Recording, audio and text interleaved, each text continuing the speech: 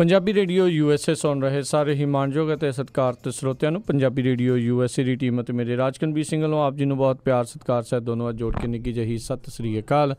ਸਾਨੂੰ ਜੀ ਨੂੰ ਆਖਦੇ ਹਾਂ ਸੋ ਤੇ ਪ੍ਰੋਗਰਾਮ ਖਬਰ 'ਤੇ ਨਜ਼ਰ ਅੱਜ ਦੀ ਸਵੇਰ ਜਿਹੜਾ ਜੀ ਲੈ ਕੇ ਹਾਜ਼ਰ ਹੋ ਚੁੱਕੇ ਹਾਂ। ਜਿਵੇਂ ਆਪ ਸਭ ਜਾਣਦੇ ਹੋ ਅੱਜ ਸ਼ੁੱਕਰਵਾਰ ਦਾ ਦਿਨ ਆ ਅਤੇ ਆਪਣੇ ਨਾਲ ਅੱਜ ਦੇ ਇਸ ਪ੍ਰੋਗਰਾਮ ਦੇ ਵਿੱਚ ਜਿਹੜਾ ਜੀ ਆਪਣੇ ਰੈਗੂਲਰ ਸਮੇਂ 9:30 ਵਜੇ ਤੋਂ ਪਹਿਲਾਂ ਹੀ ਜਿਹੜੇ ਜੀ ਜੁੜ ਜਾਂਦੇ ਨੇ ਮਿੰਟੂ ਗੁਰੂਸਰੀਆ ਜੀ ਮਲੋਟ ਸਟੂਡੀਓਜ਼ ਤੋਂ, ਕਿਉਂਕਿ ਅੱਜ ਦੇ ਦਿਨ ਉਹ ਤੁਹਾਡੇ ਸਵਾਲਾਂ ਦੇ ਜਵਾਬ ਦੇਣ ਦੇ ਲਈ ਵੀ ਜਿਹੜੇ ਜੀ ਉਹ ਹਾਜ਼ਰ ਰਹਿੰਦੇ ਨੇ ਥੋੜ੍ਹਾ ਲੰਮਾ ਸਮਾਂ। ਅਤੇ ਮਿੰਟੂ ਜੀ ਸਵਾਗਤ ਹੈ ਜੀ, ਆਇਆਂ ਨੂੰ ਪਿਆਰ ਭਰੀ ਸਤਿ ਸ਼੍ਰੀ ਅਕਾਲ ਜੀ। ਜੀ ਸ਼ੁਕਰੀਆ ਜੀ ਰਾਜਕਨਵੀਰ ਸਿੰਘ ਜੀ, ਸਾਰਿਆਂ ਨੂੰ ਸਤਿ ਸ਼੍ਰੀ ਅਕਾਲ। ਸਾਡੇ ਅੱਜ ਦੇ ਪ੍ਰੋਗਰਾਮ ਖਬਰ 'ਤੇ ਨਜ਼ਰ ਉਸ ਨੂੰ ਸਪੋਂਸਰ ਕਰਦੇ ਨੇ ਖਾਲਸਾ ਇੰਸ਼ੋਰੈਂਸ ਏਜੰਸੀ ਵਾਲੇ, ਜਿਨ੍ਹਾਂ ਦੇ ਕੋਲੋਂ ਤੁਸੀਂ ਹਰ ਇੱਕ ਤਰੀਕੇ ਦੀ ਇੰਸ਼ੋਰੈਂਸ ਕਰਵਾ ਸਕਦੇ ਹੋ। ਇੰਸ਼ੋਰੈਂਸ ਬਾਰੇ ਪਤਾ ਕਰਨ ਲਈ ਕਾਲ ਕਰ ਸਕਦੇ ਹੋ ਨੰਬਰ 408-272-2500। ਇਸ ਦੇ ਨਾਲ ਕ੍ਰਿਸ਼ਨ ਧਨੋਤਾ ਜੀ ਯੂਬਾ ਸਿਟੀ ਤੋਂ, ਗੁਰਵਿੰਦਰ ਸਿੰਘ ਅਵਤਾਰ ਸਿੰਘ ਚਾਂਦੀ ਆਰਨੋ ਐਕਸਪ੍ਰੈਸ ਵਾਲੇ ਕੋਚੈਲਾ ਤੋਂ, ਅਮਰਜੀਤ ਸਿੰਘ ਦਸਾਂਝ ਯੂਬਾ ਸਿਟੀ ਤੋਂ, ਤਾਰਾ ਸਿੰਘ ਜੀ ਫਰੈਜ਼ਨੋ ਤੋਂ, ਸੁੱਚਾ ਸਿੰਘ ਜੀ ਫਰੈਜ਼ਨੋ ਤੋਂ, ਜੱਸੀ ਗਿੱਲ ਪਲੰਬਿੰਗ ਵਾਲੇ ਬੇਕਰਸਫੀਲਡ ਤੋਂ, ਲਾਲੀ ਸਿੱਧੂ ਜੀ ਬੇਕਰਸਫੀਲਡ ਤੋਂ, ਪ੍ਰੀਤਮ ਸਿੰਘ ਗਿੱਲ ਅਤੇ ਤਲਵਿੰਦਰ ਸਿੰਘ ਗਿੱਲ ਬੇਕਰਸਫੀਲਡ ਤੋਂ। ਇਹਨਾਂ ਸਾਰਿਆਂ ਦਾ ਬਹੁਤ ਬਹੁਤ ਧੰਨਵਾਦ। ਜੇਕਰ ਤੁਸੀਂ ਜਾਂ ਕੋਈ ਹੋਰ ਕਾਰੋਬਾਰ ਇਸ ਪ੍ਰੋਗਰਾਮ ਨੂੰ ਸਪੋਂਸਰ ਕਰਨਾ ਚਾਹੁੰਦੇ ਹੋ ਉਹ ਸੰਪਰਕ ਕਰੋ ਨੰਬਰ 408-272-5200 ਦੇ ਉੱਤੇ ਜਾਂ 408-722-7698 ਦੇ ਉੱਤੇ। ਮਿੰਟੂ ਜੀ ਗੱਲਬਾਤ ਦਾ ਸਿਲਸਿਲਾ ਆਪਾਂ ਸ਼ੁਰੂ ਕਰਦੇ ਹਾਂ। ਮੱਧ ਪ੍ਰਦੇਸ਼ ਦੇ ਵਿੱਚ ਜਿਹੜਾ ਕਿਸਾਨਾਂ ਦਾ ਚੱਲ ਰਿਹਾ ਪ੍ਰੋਟੈਸਟ ਲਗਾਤਾਰ ਜਾਰੀ ਆ। ਇੱਕ ਹੋਰ ਕਿਸਾਨ ਦੀ ਮੌਤ ਹੋਈ ਆ। ਉੱਧਰ ਕਾਂਗਰਸ ਨੇ ਰੇਲ ਰੋਕੋ ਪ੍ਰੋਗਰਾਮ ਕੀਤਾ। ਰਾਜਨਾਥ ਨੇ ਆਖਿਆ ਵੀ ਕਿਸਾਨ ਦੀ ਖੁਸ਼ਹਾਲੀ ਦੇ ਨਾਲ ਹੀ ਜਿਹੜਾ ਦੇਸ਼ ਤਰੱਕੀ ਕਰ ਸਕਦਾ। ਦੇਖੋ ਰਾਜਕਨਵੀਰ ਸਿੰਘ ਜੀ, ਮੱਧ ਪ੍ਰਦੇਸ਼ ਦੇ 11 ਜ਼ਿਲ੍ਹੇ ਇਸ ਸੰਘਰਸ਼ ਦੀ ਚਪੇਟ 'ਚ ਆ ਗਏ ਆ। ਮੰਦਸੌਰ ਦੇ ਵਿੱਚ ਅੱਜ ਹਾਲਾਤ ਥੋੜੇ ਜਿਹੇ ਖੁੱਲੇ ਆ। ਕਰਫਿਊ 'ਚ ਉਹਨਾਂ ਨੇ ਢਿੱਲ ਦਿੱਤੀ ਆ ਕੁਛ ਸਮੇਂ ਤੱਕ ਕਿ ਆਪਦਾ ਜ਼ਿੰਦਗੀ ਦਾ ਰੋਜ਼ਮਰਾ ਦਾ ਜਿਹੜਾ ਸਮਾਨ ਆ ਤੁਸੀਂ ਉਹ ਖਰੀਦ ਲਓ, ਥੋੜੀ ਜਿਹੀ ਢਿੱਲ ਦਿੱਤੀ ਆ। ਪਰ ਉਸ ਤੋਂ ਇਲਾਵਾ ਉੱਥੇ ਕੁਛ ਵੀ ਨਹੀਂ ਬਦਲਿਆ। ਮਸਲਨ ਕਿ ਇਹ ਜਿਹੜਾ ਸੰਘਰਸ਼ ਹੈ ਹੌਲੀ ਹੌਲੀ ਭਖ ਕੇ ਇਹਨਾਂ ਦੀ ਜਿਹੜੀ ਰਾਜਧਾਨੀ ਹੈ ਭੋਪਾਲ ਉਹਦੇ ਲਾਗੇ ਪਹੁੰਚ ਗਿਆ। ਜਿਸ ਤਰ੍ਹਾਂ ਚੰਡੀਗੜ੍ਹ ਦਾ ਬਾਹਰੀ ਇਲਾਕਾ ਕਹਿ ਲਓ, ਜਿਸ ਤਰੀਕੇ ਨਾਲ ਜ਼ੀਰਕਪੁਰ ਆ ਜਾਂਦਾ, ਉਸ ਤਰ੍ਹਾਂ ਇੱਕ ਬਾਹਰੀ ਇਲਾਕਾ ਫੰਦੇ ਤੱਕ ਅੱਜ ਹਿੰਸਾ ਉੱਥੇ ਪਹੁੰਚ ਗਈ। ਬਹੁਤ ਵਿਆਪਕ ਪੱਧਰ ਤੇ ਉੱਥੇ ਵੀ ਸਾੜ ਫੂਕ ਹੋਈ ਆ। ਸਭ ਤੋਂ ਖਤਰਨਾਕ ਗੱਲ ਆ ਜਿਹੜੀ ਉਹ ਇਹ ਆ ਕਿ ਹੁਣ ਦਵੱਲੀ ਝੜਪ ਹੋਣ ਡਈ ਆ। ਜਿਸ ਤਰ੍ਹਾਂ ਕਸ਼ਮੀਰ 'ਚ ਅਸੀਂ ਦੇਖਦੇ ਹਾਂ ਕਿ ਪੱਥਰਬਾਜ਼ ਫੌਜ ਦੇ ਸਾਹਮਣੇ ਖੜ ਕੇ ਅੱਗੋਂ ਪੱਥਰ ਮਾਰਦੇ ਆ, ਉਸੇ ਤਰ੍ਹਾਂ ਹੀ ਕਿਸਾਨ ਅੱਗੋਂ ਪੁਲਿਸ ਦੇ ਪੱਥਰ ਮਾਰਨ ਲੱਗ ਪਏ ਆ, ਪੁਲਿਸ ਦੇ ਅੱਗੇ ਡੰਡੇ ਮਾਰਨ ਲੱਗ ਪਏ ਆ। ਪੁਲਿਸ ਵੀ ਜਵਾਬੀ ਕਾਰਵਾਈ ਕਰਨ ਡਈ ਆ। ਪੁਲਿਸ ਨੇ ਹੁਣ ਥੋੜੀ ਜਿਹੀ ਆਪਣੀ ਰਣਨੀਤੀ 'ਚ ਬਦਲਾਅ ਕੀਤਾ। ਰਣਨੀਤੀ 'ਚ ਬਦਲਾਅ ਇਉਂ ਕੀਤਾ ਕਿ ਜਿੱਥੇ ਇਕੱਠੇ ਹੁੰਦੇ ਆ ਕਿਸਾਨ ਉਹਨਾਂ ਦੇ ਮਗਰ ਲੱਗ ਜਾਂਦੇ ਆ। ਜੋ ਪਿੰਡਾਂ 'ਚ ਵੜਦੇ ਆ ਤੇ ਫਿਰ ਉਹ ਪਿੰਡ ਨੂੰ ਘੇਰਾਬੰਦ ਕਰਕੇ ਉੱਥੇ ਉਹਨਾਂ ਨੂੰ ਰੋਕ ਲਿਆ ਜਾਂਦਾ। ਸੋ ਇਹ ਇੱਕ ਉੱਥੇ ਖਿੱਚਤਾਨ ਚੱਲੀ ਜਾਂਦੀ ਹੈ। ਦੂਸਰੇ ਪਾਸੇ ਖਿੱਚਤਾਨ ਹੈ ਰਾਜਨੀਤੀ ਦੀ। ਰਾਜਨੀਤੀ ਦਾ ਕਿਰਦਾਰ ਇਸ ਮਾਮਲੇ 'ਚ ਕੀ ਹੈ ਉਹਦੀ ਇੱਕ ਦੋ ਮੈਂ ਤੁਹਾਨੂੰ ਵੰਨਗੀ ਦੱਸ ਦਿੰਦਾ। ਇੱਕ ਤਾਂ ਇਹ ਹੈ ਕਿ ਦੇਖੋ 2-3 ਵੀਡੀਓ ਜਿਹੜੀਆਂ ਉੱਥੋਂ ਵਾਇਰਲ ਹੋਈਆਂ ਉਹ ਬਹੁਤ ਕੁਛ ਬਿਆਨ ਕਰ ਜਾਂਦੀਆਂ। ਇੱਕ ਵੀਡੀਓ ਦੇ ਵਿੱਚ ਕਾਂਗਰਸੀ MLA ਆ ਸ਼ਕੁੰਤਲਾ ਖਟੀਕ, ਉਹ ਆਖਣ ਡਈ ਹੈ ਕਿ ਅੱਗ ਲਾ ਦਿਓ, ਥਾਣੇ ਨੂੰ ਅੱਗ ਲਾ ਦਿਓ, ਥਾਣੇ ਨੂੰ ਸਾੜ ਕੱਟੋ। ਇੱਕ ਹੋਰ ਲੀਡਰ ਹੈ DP ਧਾਕੜ ਕਾਂਗਰਸ ਦਾ, ਉਹ ਕਹਿੰਦਾ ਕਿ ਜੇ ਪੁਲਿਸ ਦੀ ਗੱਡੀ ਅੱਗੇ ਆਉਂਦੀ ਹੈ ਸਾੜ ਦਿਓ, ਜੇ ਕੋਈ ਪੁਲਿਸ ਵਾਲਾ ਅੱਗੇ ਆਉਂਦਾ ਚੱਕ ਦਿਓ, ਮੈਂ ਜਾਣਾ ਮੇਰਾ ਕੰਮ ਜਾਣੇ। ਉਸ ਤੋਂ ਬਾਅਦ ਉਹ ਮਹਾਸ਼ੇ ਆਪ ਤੇ ਫਰਾਰ ਆ। ਪਰ ਉੱਥੋਂ ਜਿੱਥੋਂ ਭਾਸ਼ਣ ਕਰਕੇ ਗਿਆ ਉੱਥੋਂ ਰਿਪੋਰਟ ਇਹ ਆ ਕਿ ਅੱਧੇ ਘੰਟੇ ਬਾਅਦ ਉੱਥੇ ਹਿੰਸਾ ਹੋਈ ਆ। ਹੁਣ ਪੁਲਿਸ ਨੂੰ ਲੱਭਦੀ ਪਈ ਆ ਕਿ ਇਸ ਬੰਦੇ ਨੇ ਲੋਕਾਂ 'ਚ ਭੜਕਾਹਟ ਪੈਦਾ ਕਰਕੇ ਸਾਰਾ ਕੁਛ ਕੀਤਾ। ਤੀਜੇ ਪਾਸੇ ਭਾਰਤੀ ਜਨਤਾ ਪਾਰਟੀ ਦਾ ਇੱਕ ਨੇਤਾ ਔਰ ਜ਼ਿਲ੍ਹਾ ਪ੍ਰੀਸ਼ਦ ਦਾ, ਉਹ ਮੇਰੇ ਖਿਆਲ ਦੇ ਨਾਲ ਚੇਅਰਮੈਨ ਵੀ ਆ, ਉਹ ਬੰਦਾ ਡੰਡੇ ਵੰਡਦਾ ਭੀੜ ਨੂੰ ਫੜਿਆ ਗਿਆ ਕੈਮਰੇ ਦੀ ਅੱਖ ਨਾਲ ਕਿ ਉਹ ਲੋਕਾਂ ਨੂੰ ਕਹਿ ਰਿਹਾ ਸੀ ਕਿ ਜਿਹੜੇ ਅੰਦੋਲਨ ਕਰਦੇ ਕਿਸਾਨ ਇਹਨਾਂ ਨੂੰ ਜਾ ਕੇ ਡੰਡਿਆਂ ਦੇ ਨਾਲ ਸਬਕ ਸਿਖਾਓ। ਇਸ ਤਰ੍ਹਾਂ ਦੀਆਂ ਵੀਡੀਓ ਆ ਰਹੀਆਂ ਨੇ ਉੱਥੋਂ। ਆਮ ਆਦਮੀ ਪਾਰਟੀ ਨੇ ਐਲਾਨ ਕਰ ਦਿੱਤਾ ਕਿ ਅਸੀਂ 10 ਤਰੀਕ ਨੂੰ ਉੱਥੇ ਜਾਵਾਂਗੇ, ਮਤਲਬ ਕਿ ਕੱਲ੍ਹ ਨੂੰ ਅਸੀਂ ਮੰਦਸੌਰ ਇਲਾਕੇ 'ਚ ਪਹੁੰਚਾਂਗੇ। ਇਹਨਾਂ ਦੇ ਆਸ਼ੂਤੋਸ਼ ਸਾਹਿਬ ਤੇ ਸੰਜੇ ਸਿੰਘ ਇਹ ਦੋਨੇ ਉੱਧਰ ਤੁਰ ਪਏ ਆ।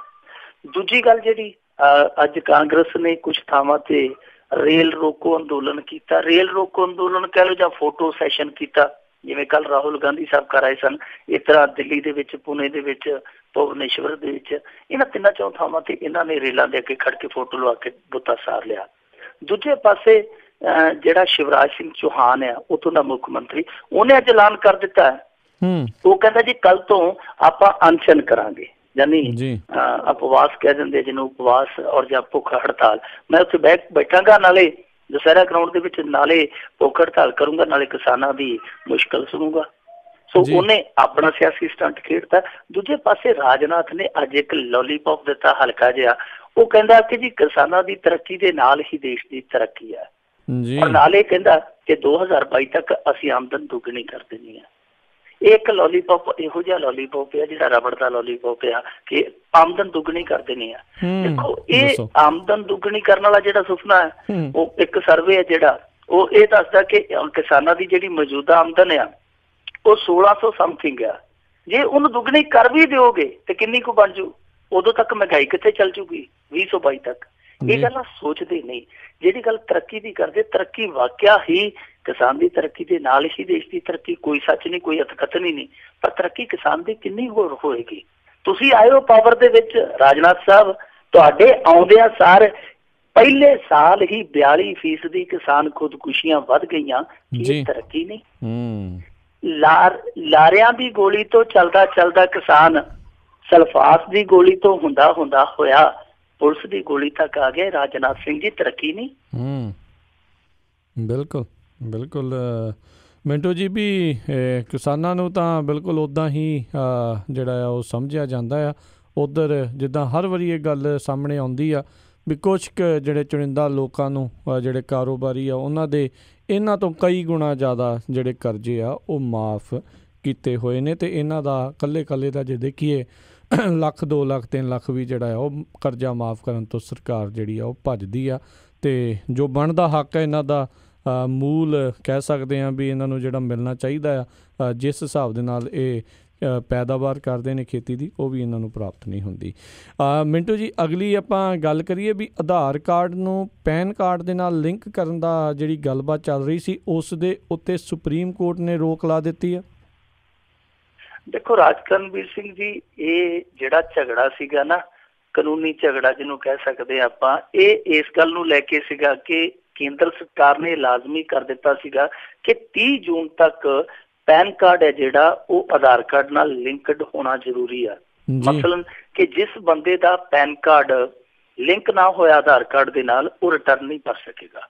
ਇਹਨਾਂ ਨੇ ਇਹ ਤਰਕ ਦਿੱਤਾ ਸੀਗਾ ਕਿ ਬਹੁਤ ਸਾਰੇ ਲੋਕ ਫਰਜ਼ੀ ਪੈਨ ਕਾਰਡ ਬਣਾ ਲੈਂਦੇ ਆ, ਔਰ ਇਹਨਾਂ ਨੇ ਇੱਕ ਫਿਗਰ ਵੀ ਪੇਸ਼ ਕੀਤਾ ਸੀਗਾ ਸੁਪਰੀਮ ਕੋਰਟ 'ਚ ਕਿ ਅਸੀਂ 10 ਲੱਖ ਇਸ ਤਰ੍ਹਾਂ ਦਾ ਪੈਨ ਕਾਰਡ ਹੈ ਜਿਹੜਾ ਫਰਜ਼ੀ ਫੜਿਆ, ਜਿਹਦੇ ਵਿੱਚ ਨਾ ਐਡਰੈਸ ਸਭ ਕੁਛ ਗਲਤ ਸੀ, ਮਤਲਬ ਕਿ ਟੈਕਸ ਦੀ ਚੋਰੀ ਕੀਤੀ ਜਾ ਰਹੀ ਸੀ ਉਹਨਾਂ ਪੈਨ ਕਾਰਡਾਂ ਦੇ ਜ਼ਰੀਏ।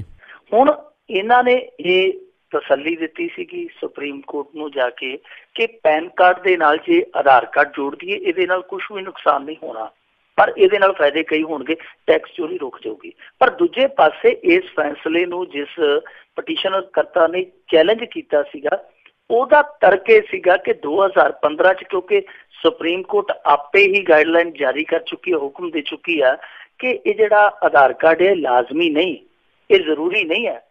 ਸੋ ਇਸ ਕਰਕੇ ਇਹ ਕਿਤੇ ਨਾ ਕਿਤੇ ਸੁਪਰੀਮ ਕੋਰਟ ਦੇ ਹੁਕਮ ਦੀ ਉਲੰਘਣਾ ਹੈ। ਸੋ ਇਸ ਗੱਲ ਨੂੰ ਲੈ ਕੇ ਉੱਥੇ ਕਾਨੂੰਨੀ ਲੜਾਈ ਸ਼ੁਰੂ ਹੋ ਗਈ।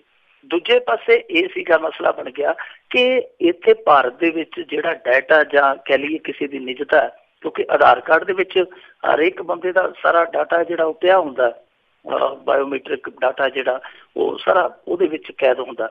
ਹੁਣ ਇੱਥੇ ਇੱਕ ਮਸਲਾ ਹੋਰ ਬਣ ਗਿਆ, ਇੱਕ ਨੁਕਤਾ ਹੋਰ ਬਣ ਗਿਆ ਕਿ ਕੀ ਭਾਰਤ ਦੇ ਵਿੱਚ ਲੋਕਾਂ ਦਾ ਡਾਟਾ ਹੈ ਜਿਹੜਾ ਉਹ ਸੁਰੱਖਿਅਤ ਹੈ। ਸੋ ਇਹ ਦੋ ਵੱਡੇ ਨੁਕਤੇ ਸਨ ਜਿਨ੍ਹਾਂ ਤੇ ਕਾਨੂੰਨੀ ਲੜਾਈ ਸ਼ੁਰੂ ਹੋਈ। ਸੁਪਰੀਮ ਕੋਰਟ ਨੇ ਅੱਜ ਸਾਫ਼ ਕਰ ਦਿੱਤਾ, ਉਹਨਾਂ ਕਿਹਾ ਕਿ 30 ਜੂਨ ਤੱਕ ਜਿਹੜੀ ਤੁਸੀਂ ਡੈਡਲਾਈਨ ਦਿੱਤੀ ਹੈ, ਉਹ ਤੋਂ ਬਾਅਦ ਵੀ ਜੇ ਕਿਸੇ ਸੱਜਣ ਦੇ ਕੋਲ, ਜੇ ਕਿਸੇ ਨਾਗਰਿਕ ਦੇ ਕੋਲ ਆਧਾਰ ਕਾਰਡ ਹੈ ਨਹੀਂ ਤੇ ਉਹ ਰਿਟਰਨ ਭਰ ਸਕਦਾ, ਇਹ ਜ਼ਰੂਰੀ ਨਹੀਂ। ਔਰ ਨਾਲ ਉਹਨਾਂ ਨੇ ਇਹ ਗੱਲ ਕਹੀ ਹੈ, ਉਹਨਾਂ ਨੇ ਇਹ ਕਿਹਾ ਕਿ ਦੇਖੋ ਜਿਹੜੀ ਕੇਂਦਰ ਬਿੰਦੂ ਹੋਰ ਬਣਾਈ ਸੀ ਗੱਲ, ਉਹ ਇਹ ਬਣਾਈ ਸੀਗੀ ਕਿ ਇਹ ਨਿਜਤਾ ਦਾ ਉਲੰਘਣ ਹੈ ਜਾਂ ਜਿਹੜੇ ਮੌਲਿਕ ਅਧਿਕਾਰ ਆ ਕਿ ਉਹਨਾਂ ਦਾ ਉਲੰਘਣ ਹੈ। ਉਸ ਗੱਲ ਨੂੰ ਲੈ ਕੇ ਸੁਪਰੀਮ ਕੋਰਟ ਨੇ ਥੋੜੀ ਜਿਹੀ ਕੇਂਦਰ ਸਰਕਾਰ ਨੂੰ ਰਾਹਤ ਦਿੱਤੀ ਹੈ ਕਿ ਦੇਖੋ ਇਹ ਮੌਲਿਕ ਅਧਿਕਾਰਾਂ ਦਾ ਕਿਤੇ ਉਲੰਘਣ ਨਹੀਂ, ਜੇ ਤੁਸੀਂ ਇਹਨੂੰ ਲਾਜ਼ਮੀ ਕਰਦੇ ਹੋ ਤਾਂ ਇਹ ਮੌਲਿਕ ਅਧਿਕਾਰਾਂ ਦਾ ਉਲੰਘਣ ਨਹੀਂ। ਹਾਂ, ਤੁਸੀਂ ਇਹਦੇ ਲਈ ਕਾਨੂੰਨ ਬਣਾ ਲਓ, ਸੰਸਦ ਦੇ ਵਿੱਚ ਕਾਨੂੰਨ ਬਣਾ ਲਓ, ਉਹ ਤੁਹਾਨੂੰ ਖੁੱਲ੍ਹੀ ਛੋਟ ਆ, ਪਰ ਇਹਦੇ ਨਾਲ ਤੁਹਾਨੂੰ ਲੋਕਾਂ ਦਾ ਜਿਹੜਾ ਡਾਟਾ ਹੈ ਉਹਦੀ ਸੁਰੱਖਿਆ ਯਕੀਨੀ ਬਣਾ ਕੇ ਦੇਣੀ ਪਵੇਗੀ। ਸੋ ਸੋ ਇਹ ਸੁਪਰੀਮ ਕੋਰਟ ਨੇ ਕੁਝ 3-4 ਜਿਹੜੇ ਆ ਉਹ ਨੁਕਤੇ ਅੱਜ ਸਾਫ਼ ਕੀਤੇ ਆ। ਨਾਲ ਇਹ ਗੱਲ ਕਹੀ ਆ ਕਿ ਕਿਉਂਕਿ ਇਹ ਜਿਹੜਾ ਆਧਾਰ ਕਾਰਡ ਤੇ ਪੈਨ ਕਾਰਡ ਦਾ ਮਸਲਾ ਇਹ ਸੰਵਿਧਾਨਕ ਬੈਂਚ ਕੋਲੇ ਚਲੇ ਗਿਆ। ਸੰਵਿਧਾਨਕ ਬੈਂਚ ਨੇ ਹਾਲੇ ਇਹਦਾ ਫੈਸਲਾ ਕਰਨਾ। ਸੋ ਹਾਲ ਦੀ ਘੜੀ ਉਹਨਾਂ ਨੇ ਕਿਹਾ ਕਿ ਇਹਦੇ ਤੇ ਰੋਕ ਹੈ, ਇਹ ਰੋਕ ਅਸਥਾਈ ਹੈ, ਸਥਾਈ ਨਹੀਂ। ਸੋ ਇਹਨੂੰ ਕਹਿ ਸਕਦੇ ਹਾਂ ਕਿ ਵਕਤੀ ਤੌਰ ਤੇ ਰੋਕ ਲਾ ਦਿੱਤੀ ਗਈ ਹੈ। ਉਹਨਾਂ ਲੋਕਾਂ ਲਈ ਇੱਕ ਰਾਹਤ ਆ ਜਿਨ੍ਹਾਂ ਦੇ ਕੋਲ ਹਾਲ ਦੀ ਘੜੀ ਆਧਾਰ ਕਾਰਡ ਨਹੀਂ ਹੈ, ਫਿਰ ਵੀ ਉਹਨਾਂ ਨੇ ਰਿਟਰਨ ਭਰਨੀ ਹੈ ਤਾਂ ਉਹ ਰਿਟਰਨ ਭਰ ਸਕਦੇ 30 ਜੂਨ ਤੋਂ ਬਾਅਦ ਵੀ। ਇਹ ਸੁਪਰੀਮ ਕੋਰਟ ਨੇ ਚੀਜ਼ ਹੈ ਜਿਹੜੀ ਸਾਫ਼ ਕਰ ਦਿੱਤੀ ਹੈ।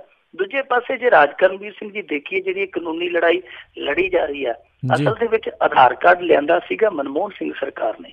ਜਿਸ ਸਮੇਂ ਉਹਨਾਂ ਨੇ ਗੈਸ ਸਬਸਿਡੀ ਜਾਂ ਹੋਰ 2-3 ਚੀਜ਼ਾਂ 'ਚ ਆਧਾਰ ਕਾਰਡ ਲਾਜ਼ਮੀ ਕੀਤਾ, ਉਸ ਸਮੇਂ ਭਾਰਤੀ ਜਨਤਾ ਪਾਰਟੀ ਪਿੱਟਦੀ ਸੀ, ਰੌਲਾ ਪਾਉਂਦੀ ਸੀ ਕਿ ਨਹੀਂ ਜੀ ਇਹ ਤੇ ਲੋਕਾਂ ਦੀ ਨਿਜਤਾ ਦਾ ਉਲੰਘਣ ਆ, ਇਹ ਤੇ ਲੋਕਾਂ ਦਾ ਘਾਣ ਹੋ ਜੂ, ਇਹ ਹੋ ਜੂ, ਉਹ ਹੋ ਜੂ।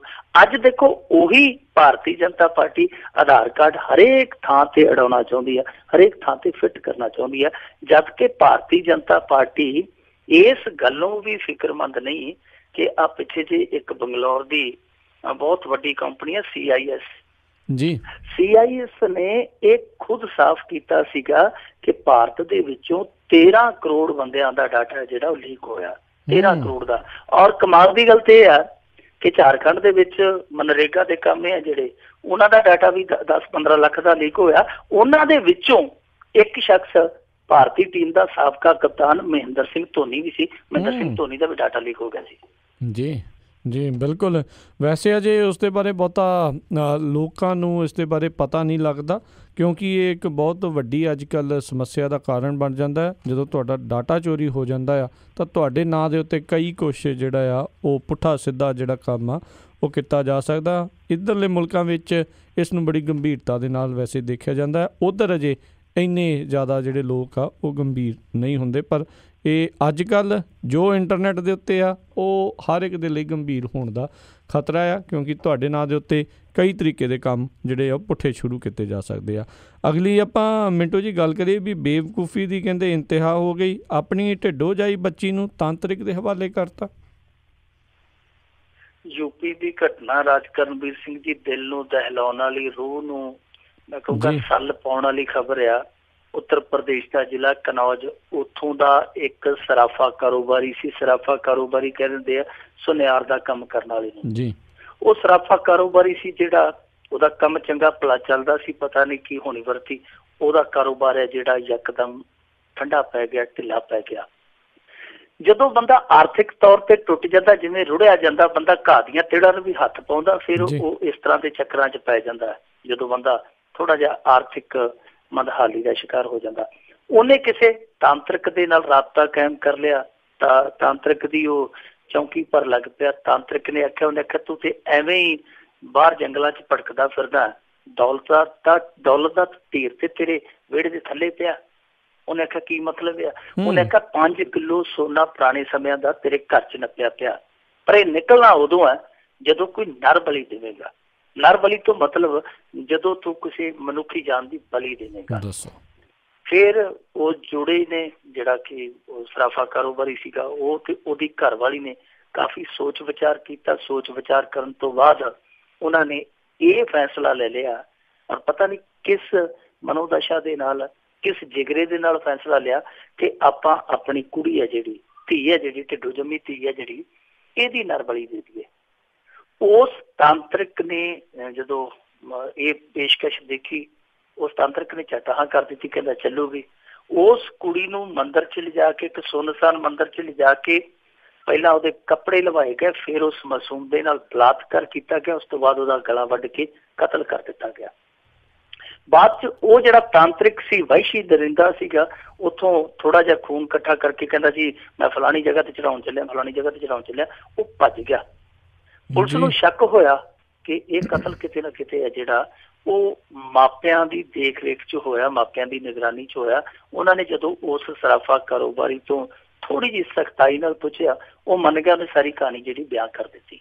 ਇਹ ਤੁਸੀਂ ਆਪ ਅੰਦਾਜ਼ਾ ਲਾ ਲਓ, ਇੱਥੇ ਕੋਈ ਸ਼ਿਵਲਿੰਗ ਦੀ ਤਲਾਸ਼ ਦੇ ਵਿੱਚ ਹਾਈਵੇ ਖੋਦੀ ਜਾਂਦਾ ਹੈ, ਇੱਥੇ ਕੋਈ ਸੋਨੇ ਦੀ ਤਲਾਸ਼ ਦੇ ਵਿੱਚ, ਸੋਨੇ ਦੀ ਖਵਾਸ਼ ਦੇ ਵਿੱਚ ਆਪਣੀ ਢਿੱਡੋਂ ਜੰਮੀ ਧੀ ਹੈ ਜਿਹੜੀ, ਉਹ ਦਰਿੰਦੇ ਦੇ ਵੱਸ ਪਾਈ ਜਾਂਦਾ ਹੈ। ਹੋਰ ਤੇ ਹੋਰ ਛੱਡੋ, ਸਾਡੇ ਪੰਜਾਬ ਵਰਗੇ ਸੂਬੇ ਦੇ ਵਿੱਚ ਜਿੱਥੇ ਜ਼ਰੇ ਜ਼ਰੇ ਦੇ ਵਿੱਚ ਨਾਨਕ ਦੀ ਬਾਣੀ ਹੈ, ਇਸ ਸੂਬੇ ਦੇ ਵਿੱਚ ਵੀ ਕੀ ਹੋਇਆ ਸੀਗਾ ਕਿ ਕੁਝ ਮਹੀਨੇ ਪਹਿਲਾਂ ਮਾਨਸਾ ਦੇ ਵਿੱਚ ਇੱਕ ਦਾਦੀ ਤੇ ਬੱਚਿਆਂ ਦੇ ਇੱਕ ਪਿਓ ਦੋਨਾਂ ਨੇ ਰਲ ਕੇ ਰਿੱਧੀਆਂ ਸਿੱਧੀਆਂ ਹਾਸਲ ਕਰ ਲਈ, 2 ਬੱਚੇ ਕੁੱਟ-ਕੁੱਟ ਕੇ ਮਾਰਤੇ ਸਨ। ਮੋਗੇ ਦੇ ਵਿੱਚ ਇੱਕ ਘਟਨਾ ਇਸੇ ਤਰ੍ਹਾਂ ਦੀ ਵਾਪਰੀ ਸੀਗੀ, ਇੱਕ ਜਨਾਨੀ ਨੂੰ ਸਾਧ ਨੇ ਕੁੱਟ-ਕੁੱਟ ਕੇ ਮਾਰਤਾ ਸੀ, ਸਿਰਫ ਇਸੇ ਨਾਂ ਤੇ ਕਿ ਜੀ ਤੇਰੇ ਚ ਭੂਤਾਂ ਕੱਢਣੀਆਂ। ਇਹ ਦੇਖੋ ਜਿਹੜੀਆਂ ਘਟਨਾਵਾਂ ਵਾਪਰਦੀਆਂ ਪਈਆਂ, ਜੋ ਸਾਡੇ ਸਮਾਜ ਦਾ ਇਸ ਸਮੇਂ ਦਾ ਹਾਲ ਆ, ਉਹਨੂੰ ਦੇਖ ਕੇ ਰਾਜ ਕਰਨਵੀਰ ਸਿੰਘ ਜੀ ਇਸ ਤਰ੍ਹਾਂ ਲੱਗਦਾ ਹੈ ਕਿ ਜਿਸ ਤਰ੍ਹਾਂ ਕੰਧਾਂ ਦੇ ਕੈਲੰਡਰ ਉਂਗਲ ਫੜ ਕੇ ਧੱਕੇ ਨਾਲ ਸਾਨੂੰ 21ਵੀਂ ਸਦੀ ਚ ਲੈ ਆ, ਜ਼ਹਿਨੀ ਤੌਰ ਤੇ ਅਸੀਂ ਸ਼ਾਇਦ 5-7 ਸਦੀਆਂ ਪਿੱਛੇ ਖੜੇ ਆ। ਬਿਲਕੁਲ ਬਿਲਕੁਲ ਸਹੀ ਗੱਲ ਜੀ, ਬਿਲਕੁਲ।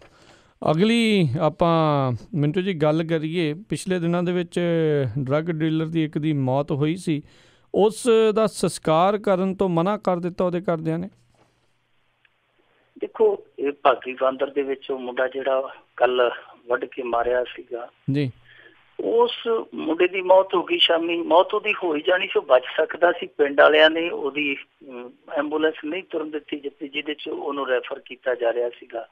ਉਸ ਤੋਂ ਬਾਅਦ ਕਿਉਂਕਿ ਖੂਨ ਬਹੁਤ ਜ਼ਿਆਦਾ ਵਗ ਗਿਆ, ਉਹਨੂੰ ਵੱਢਿਆ ਬਹੁਤ ਬੁਰੀ ਤਰ੍ਹਾਂ ਸੀਗਾ। ਉਹ ਫਰੀਦਕੋਟ ਦੇ ਵਿੱਚ ਜਾ ਕੇ ਦਮ ਤੋੜ ਗਿਆ। ਉਹਦੀ ਲਾਸ਼ ਹੈ ਜਿਹੜੀ ਪੋਸਟਮਾਰਟਮ ਤੋਂ ਬਾਅਦ ਵਾਰਸਾਂ ਦੇ ਹਵਾਲੇ ਕਰ ਦਿੱਤੀ ਗਈ, ਪਰ ਵਾਰਸਾਂ ਨੇ ਇਹ ਕਹਿ ਕੇ ਸੰਸਕਾਰ ਕਰਨ ਤੋਂ ਇਨਕਾਰ ਕਰ ਦਿੱਤਾ। ਉਹਨਾਂ ਆਖਿਆ ਕਿ ਜਦ ਤੱਕ ਸਾਡੇ ਜਿਹੜੇ ਇਹ ਦੋਸ਼ੀ ਆ, ਮਤਲਬ ਉਹਨਾਂ ਦਾ ਕਹਿਣ ਦਾ ਕਿ ਜਿਨ੍ਹਾਂ ਨੇ ਵੱਢਿਆ ਉਹਨਾਂ ਦੇ ਖਿਲਾਫ 22 ਨੇਮ ਪਰਚਾ ਨਹੀਂ ਦਰਜ ਹੁੰਦਾ, ਉਦੋਂ ਤੱਕ ਅਸੀਂ ਸੰਸਕਾਰ ਨਹੀਂ ਕਰਾਂਗੇ। ਪਰ ਦੂਜੇ ਪਾਸੇ ਇਸ ਮਾਮਲੇ 'ਚ ਪੰਜਾਬ ਪੁਲਿਸ ਨੇ ਪਰਚਾ ਤੇ ਦਰਜ ਕਰ ਲਿਆ, ਪਰਚਾ ਕਤਲ ਦਾ ਦਰਜ ਕੀਤਾ, ਪਰ ਉਹ ਸਾਰੇ ਬੰਦੇ ਜਿਹੜੇ ਰੱਖੇ ਆ ਉਹ ਅਣਪਛਾਤੇ ਰੱਖੇ ਆ। ਹੁਣ ਇੱਥੇ ਪੁਲਿਸ ਵੀ ਟਾਲਾ ਵੱਟਦੀ ਨਜ਼ਰ ਆਉਂਦੀ ਹੈ, ਕਿਉਂਕਿ ਵੀਡੀਓ ਸਾਫ਼ ਆ, ਸਾਰੀ ਦੁਨੀਆ ਨੇ ਵੀਡੀਓ ਦੇਖੀ, ਉਹਦੇ 'ਚ ਲੋਕ ਖੜੇ ਆ। ਜੇ ਪਛਾਣਨਾ ਹੋਵੇ ਤੇ ਪੁਲਿਸ ਪਛਾਣ ਸਕਦੀ ਹੈ, ਪਰ ਕਿਉਂਕਿ ਪੁਲਿਸ ਬੋਚ ਕੇ ਪੈਰ ਧਰਦੀ ਪਈ ਹੈ, ਉਧਰਲੇ ਪਾਸੇ ਸਾਰੇ ਪਿੰਡ ਦਾ ਏਕਾ, ਦੂਜੇ ਪਾਸੇ ਇਹ ਇੱਕ ਪੀੜਤ ਪਰਿਵਾਰ ਹੈ ਜਿਨ੍ਹਾਂ ਦਾ ਮੁੰਡਾ ਵੱਢਿਆ ਗਿਆ। ਸੋ ਪੁਲਿਸ ਸੋਚ ਵਿਚਾਰ ਕੇ ਚੱਲਦੀ ਪਈ ਹੈ ਕਿ ਹੁਣ ਕਰਨਾ ਕੀ ਹੈ। ਉਧਰ ਅਕਾਲੀਆਂ ਨੇ ਇਹਨਾਂ ਨੂੰ ਪ੍ਰੈਸ਼ਰਾਈਜ਼ ਕਰਨਾ ਸ਼ੁਰੂ ਕਰ ਦਿੱਤਾ, ਕਾਂਗਰਸੀਆਂ ਨੂੰ। ਉਹ ਕਹਿੰਦੇ ਵੇਖਿਆ ਤੁਹਾਡੇ ਰਾਜ ਦੇ ਵਿੱਚ ਇਸ ਤਰ੍ਹਾਂ ਦੀ ਲਾ ਕਾਨੂੰਨੀ ਕਿ ਇੱਕ ਮੁੰਡਾ ਸ਼ਰਮ ਚੁੱਕ ਕੇ ਸੱਥ ਦੇ ਵਿੱਚ ਲਿਜਾ ਕੇ ਪਿੰਡ ਦੇ ਵੱਢ ਦਿੱਤਾ, ਤੁਹਾਡੇ ਤੋਂ ਕੱਖ ਨਹੀਂ ਹੋ ਰਿਹਾ। ਪਰ ਜਦੋਂ ਇਹੋ ਜਿਹੀਆਂ ਗੱਲਾਂ ਅਕਾਲੀ ਦਲ ਵਾਲੇ ਕਰਦੇ ਆ, ਉਦੋਂ ਭੁੱਲ ਜਾਂਦੇ ਆ ਕਿ ਤੁਹਾਡੇ ਰਾਜ ਦੇ ਵਿੱਚ ਕੀ ਹੋਇਆ ਸੀ। ਇਹਨਾਂ ਦੇ ਰਾਜ ਦੇ ਵਿੱਚ ਤੇ ਹਾਲੇ ਬੋਣੀ ਹੋਈ ਆ, ਪਤਾ ਨਹੀਂ ਇਸ ਕੰਮ ਨੂੰ ਰੋਕ ਲੈਣ ਜਾਂ ਅੱਗੇ ਚੱਲੂਗਾ। ਅਸੀਂ ਤੇ ਕਾਮਨਾ ਕਰਦੇ ਹਾਂ ਇੱਥੇ ਰੁਕ ਜਾਵੇ, ਪਰ ਤੁਹਾਡੇ ਰਾਜ ਦੇ ਵਿੱਚ ਕੀ ਹੋਇਆ ਸੀ। ਤੁਹਾਡੇ ਰਾਜ ਦੇ ਵਿੱਚ ਇੱਕੋ ਸਾਲ 3 ਇਹੋ ਜਿਹੇ ਕਤਲ ਹੋਏ ਸਨ ਜਿਨ੍ਹਾਂ ਨੇ ਦੁਨੀਆ ਦਹਿਲਾ ਦਿੱਤੀ ਸੀ। ਭੀਮ ਕਤਲਕਾਂਡ, ਕਿਹਨੂੰ ਨਹੀਂ ਯਾਦ ਭੀਮ ਕਤਲਕਾਂਡ, ਕਿਸ ਤਰ੍ਹਾਂ ਮੁੰਡਾ ਵੱਢ ਕੇ ਮਾਰਿਆ ਗਿਆ, ਔਰ ਕਿੱਥੇ ਮਾਰਿਆ ਗਿਆ ਸੀ, ਤੁਹਾਡੇ ਆਪਣੇ ਬੰਦੇ ਦੇ ਫਾਰਮ ਹਾਊਸ ਦੇ ਵਿੱਚ। ਤੁਸੀਂ ਬੋਲੇ ਨਹੀਂ। ਫਿਰ ਮੁਕਤਸਰ ਦੇ ਵਿੱਚ ਸ਼ਰਾਬ ਤਸਕਰਾਂ ਨੇ ਇੱਕ ਮੁੰਡੇ ਦੀਆਂ ਅੱਖਾਂ ਕੱਢ ਕੇ, ਕੰਨ ਵੱਢ ਕੇ, ਨੱਕ ਵੱਢ ਕੇ ਮਾਰਿਆ ਸੀਗਾ, ਪਰ ਤੁਹਾਡਾ ਉਦੋਂ ਵੀ ਦੰਦ ਤੋਂ ਦੰਦ ਨਹੀਂ ਸੀ ਚੁੱਕਿਆ ਗਿਆ। ਫਿਰ ਮਾਨਸੇ ਦੇ ਵਿੱਚ ਇਸੇ ਤਰ੍ਹਾਂ ਸ਼ਰਾਬ ਤਸਕਰਾਂ ਨੇ ਮੁੰਡਾ ਕੋਹ ਕੇ ਮਾਰਿਆ ਸੀ, ਉਦੋਂ ਵੀ ਨਹੀਂ ਬੋਲੇ। ਸੋ ਰਾਜਨੀਤੀ ਹੋ ਰਹੀ ਹੈ ਇਸ ਮੁੱਦੇ ਤੇ।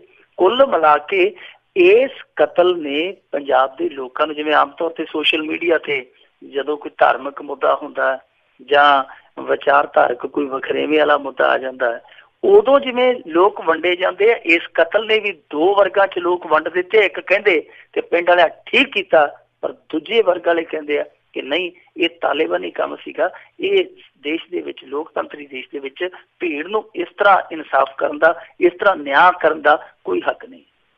ਜੀ ਜੀ ਜੀ ਪਰ ਮਿੰਟੂ ਜੀ, ਭੀੜ ਤਾਂ ਇੱਥੇ ਸ਼ੁਰੂ ਤੋਂ ਹੀ ਜਿਹੜੀ ਪ੍ਰਬਲ ਰਹੀ ਆ, ਚਾਹੇ ਕਿਸੇ ਦੇ ਬੀਫ ਖਾਣ ਦੇ ਉੱਤੇ ਉਸ ਨੂੰ ਕੱਢ ਕੇ ਉਸ ਦੇ ਘਰੋਂ ਮਾਰਨ ਵਾਲੀ ਗੱਲ ਹੋਵੇ, ਜਦ ਕਿ ਉਸ ਕੋਲ ਬੀਫ ਵੀ ਨਾ ਹੋਵੇ।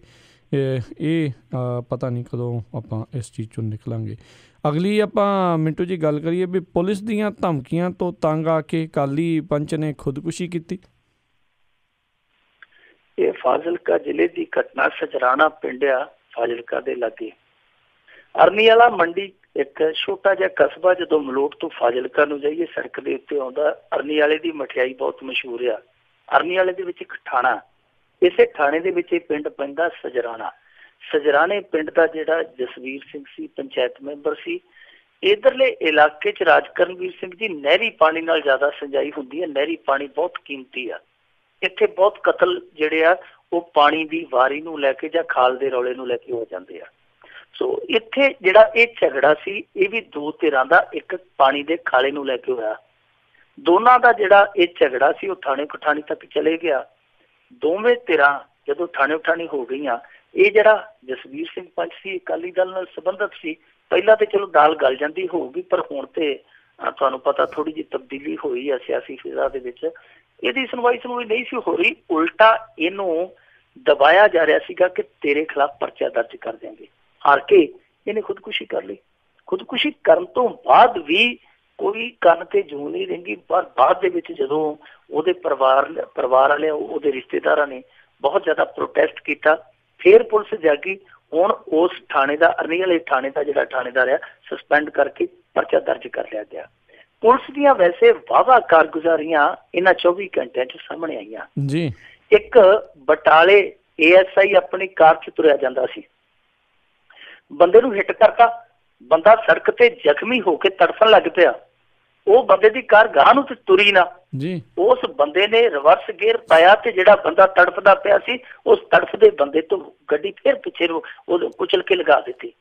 ਪਰ ਉਹਨੇ ਚਿਰ ਨੂੰ ਭੀੜ ਨੇ ਉਸ ਥਾਣੇਦਾਰ ਨੂੰ ਕਾਬੂ ਕਰ ਲਿਆ। ਦੇਖੋ ਕਿਸ ਤਰ੍ਹਾਂ ਦੀ ਪੁਲਿਸਿੰਗ ਆ, ਕਿਸ ਤਰ੍ਹਾਂ ਦੇ ਇਹ ਪੁਲਿਸ ਵਾਲੇ ਆ ਕਿ ਜਿਹੜਾ ਬੰਦਾ ਤੜਫ ਰਿਹਾ, ਚਲੋ ਇਹ ਤੇ ਕਿਸੇ ਦੇ ਵੱਸ ਨਹੀਂ ਕਿ ਸੜਕ ਹਾਦਸਾ ਪੇਸ਼ ਆ ਗਿਆ ਤੁਹਾਡੇ, ਜਦੋਂ ਵੀ ਤੁਸੀਂ ਜਾ ਰਹੇ ਹੋ ਵਚਨ ਚੇਤੀ, ਸੜਕ ਹਾਦਸਾ ਹੋ ਗਿਆ ਤੇ ਕਿਸੇ ਦੇ ਵੱਸ ਦੀ ਗੱਲ ਨਹੀਂ, ਪਰ ਤੁਸੀਂ ਘੱਟੋ ਘੱਟ ਗੱਡੀ ਖਿਲਾਰ ਕੇ ਉਹਨੂੰ ਚੁੱਕ ਕੇ ਇਨਸਾਨੀ ਫਰਜ਼ ਤੇ ਅਦਾ ਕਰੋ। ਪਰ ਉਹਨੇ ਮਾਂ ਦੇ ਪੁੱਤ ਨੇ ਸਗੋਂ ਦੁਬਾਰਾ ਗੱਡੀ ਉਹਦੇ ਉੱਤੋਂ ਦੀ ਲਗਾ ਦਿੱਤੀ। ਤੀਜੀ ਘਟਨਾ ਤੁਹਾਡੇ ਤੱਕ ਸ਼ਾਇਦ ਉਹ ਖਬਰ ਪਹੁੰਚ ਗਈ ਹੋਣੀ ਆ। ਇੱਥੇ ਇੱਕ DSP ਆ ਬਹੁਤ ਮਸ਼ਹੂਰ, ਬਾਦਲ ਪਰਿਵਾਰ ਦੇ ਨਾਲ ਉਹਦੀ ਬੜੀ ਨੇੜਤਾ। ਉਹ ਇਸ ਏਰੀਏ 'ਚ ਹੀ ਰਹਿੰਦਾ, ਇਸ ਸੰਨ 'ਚ ਪਤਾ ਨਹੀਂ ਇੱਥੇ ਕੀ ਉਹਦਾ ਕਿੱਲਾ ਗੱਢਿਆ, ਬਠਿੰਡਾ, ਭਗਤਾ, ਇਸ ਏਰੀਏ 'ਚ ਰਹਿੰਦਾ। ਉਹਦਾ ਨਾਂ ਗੁਰਜੀਤ ਸਿੰਘ ਰਮਾਣਾ। ਬਾਦਲ ਪਰਿਵਾਰ ਦੇ ਬਹੁਤ ਨੇੜੂ ਸੀ। ਬਾਦਲ ਪਰਿਵਾਰ ਦੀ ਜਦੋਂ ਕਿਸੇ ਦੀ ਬੱਸ ਜਦੋਂ ਕੋਈ ਬੰਦਾ ਥੱਲੇ ਦੇ ਕੇ ਮਾਰ ਦਿੰਦੀ ਸੀ, ਜਿਹੜੇ ਰਾਜੀਨਾਮੇ ਹੁੰਦੇ ਸਨ ਉਹਦੇ 'ਚ DSP ਦੀ ਬਹੁਤ ਮੋਹਰੀ ਭੂਮਿਕਾ ਹੁੰਦੀ ਸੀ ਰਾਜੀਨਾਮੇ ਕਰਾਉਣ ਦੇ ਵਿੱਚ। ਉਹਦੇ ਤੇ ਹੁਣ ਦੋਸ਼ ਲੱਗਦਾ ਕਿ ਇਹਨੇ ਤੇ SSP ਨੇ, ਦੋਨਾਂ ਨੇ ਇੱਕ ਡਰੱਗ ਸਮਗਲਰ ਨੂੰ ਕਲੀਨ ਚਿੱਟ ਦੇ ਦਿੱਤੀ। ਉਹਦੇ ਕੋਲੋਂ ਵੱਡੀ ਪੱਧਰ ਤੇ ਗੋਲੀਆਂ ਬਰਾਮਦ ਹੋਈਆਂ। ਇਹਨਾਂ ਨੇ ਉਹਨੂੰ ਆਪਣੇ ਪੱਧਰ ਤੇ ਕਲੀਨ ਚਿੱਟ ਦਿੱਤੀ। ਉਹਦਾ ਬਹੁਤ ਰੌਲਾ ਪਿਆ ਖਲੋਤਾ। ਹੋ ਸਕਦਾ ਆਉਣ ਵਾਲੇ ਦਿਨਾਂ 'ਚ ਕੋਈ ਨਾ ਕੋਈ ਵਿਭਾਗੀ ਕਾਰਵਾਈ ਹੋ ਜੇ। ਕਾਰਵਾਈ ਤਾਂ ਹੋ ਸਕਦੀ ਹੈ ਜੇ ਪਿੱਛੋਂ ਕੋਈ ਟੀਕਾ ਨਾ ਲੱਗੇ। ਜੇ ਟੀਕਾ ਲੱਗਿਆ ਤਾਂ ਫਿਰ ਇਲਾਜ ਸਾਰੇ ਠੀਕ ਹੋ ਜਾਂਦੇ ਆ। ਇੱਕ ਘਟਨਾ ਪੁਲਿਸ ਨਾਲ ਜੁੜੀ ਹੋਰ ਬਹੁਤ ਨਮੋਸ਼ੀ ਵਾਲੀ ਹੈ ਪੁਲਿਸ ਮਹਿਕਮੇ ਦੇ ਲਈ ਕਿ ਬਰਨਾਲੇ ਦੇ ਵਿੱਚ ਇੱਕ ਬੀਬੀ ਦਾ ਆਪਣੇ ਪਤੀ ਨਾਲ ਝਗੜਾ ਚੱਲਦਾ ਪਿਆ ਸੀ। 3 ਕੁ ਸਾਲ ਹੋਏ ਸੀ ਵਿਆਹ ਨੂੰ। ਉਸ ਮਾਮਲੇ ਦੇ ਵਿੱਚ ਉਹਨੇ ਸ਼ਿਕਾਇਤ ਕੀਤੀ ਹੋਈ ਸੀ ਥਾਣੇ ਦੇ ਵਿੱਚ। ਸ਼ਿਕਾਇਤ ਜਿਹੜੀ ਸੀ ਕਿ ਇੱਕ ਥਾਣੇਦਾਰ ਕੋਲ ਸੀ, ਥਾਣੇਦਾਰ ਉਹਦੇ ਤੇ ਕੋਈ ਕਾਰਵਾਈ ਨਹੀਂ ਸੀ ਕਰਦਾ ਤੇ ਇੱਕ ਦਿਨ ਉਸ ਬੀਬੀ ਨੇ ਗਿਲਾ ਜ਼ਾਹਰ ਕੀਤਾ ਕਿ ਮੇਰੀ ਸੁਣਵਾਈ ਕਿਉਂ ਨਹੀਂ ਹੋ ਰਹੀ। ਤੇ ਉਸ ਥਾਣੇਦਾਰ ਨੇ ਇਹ ਪ੍ਰਪੋਜ਼ਲ ਰੱਖਿਆ, ਉਹਨੇ ਆਖਿਆ ਕਿ ਕਾਰਵਾਈ 1 ਮਿੰਟ 'ਚ ਹੋ ਜਾਊਗੀ, ਤੈਨੂੰ ਇੱਕ ਰਾਤ ਮੇਰੇ ਨਾਲ ਕੱਟਣੀ ਪੈਣੀ ਹੈ। ਤਾਂ ਪੁਲਿਸ ਇਸ ਤਰ੍ਹਾਂ ਦੀਆਂ ਹਰਕਤਾਂ ਕਰਦੀ ਪਈ ਆ।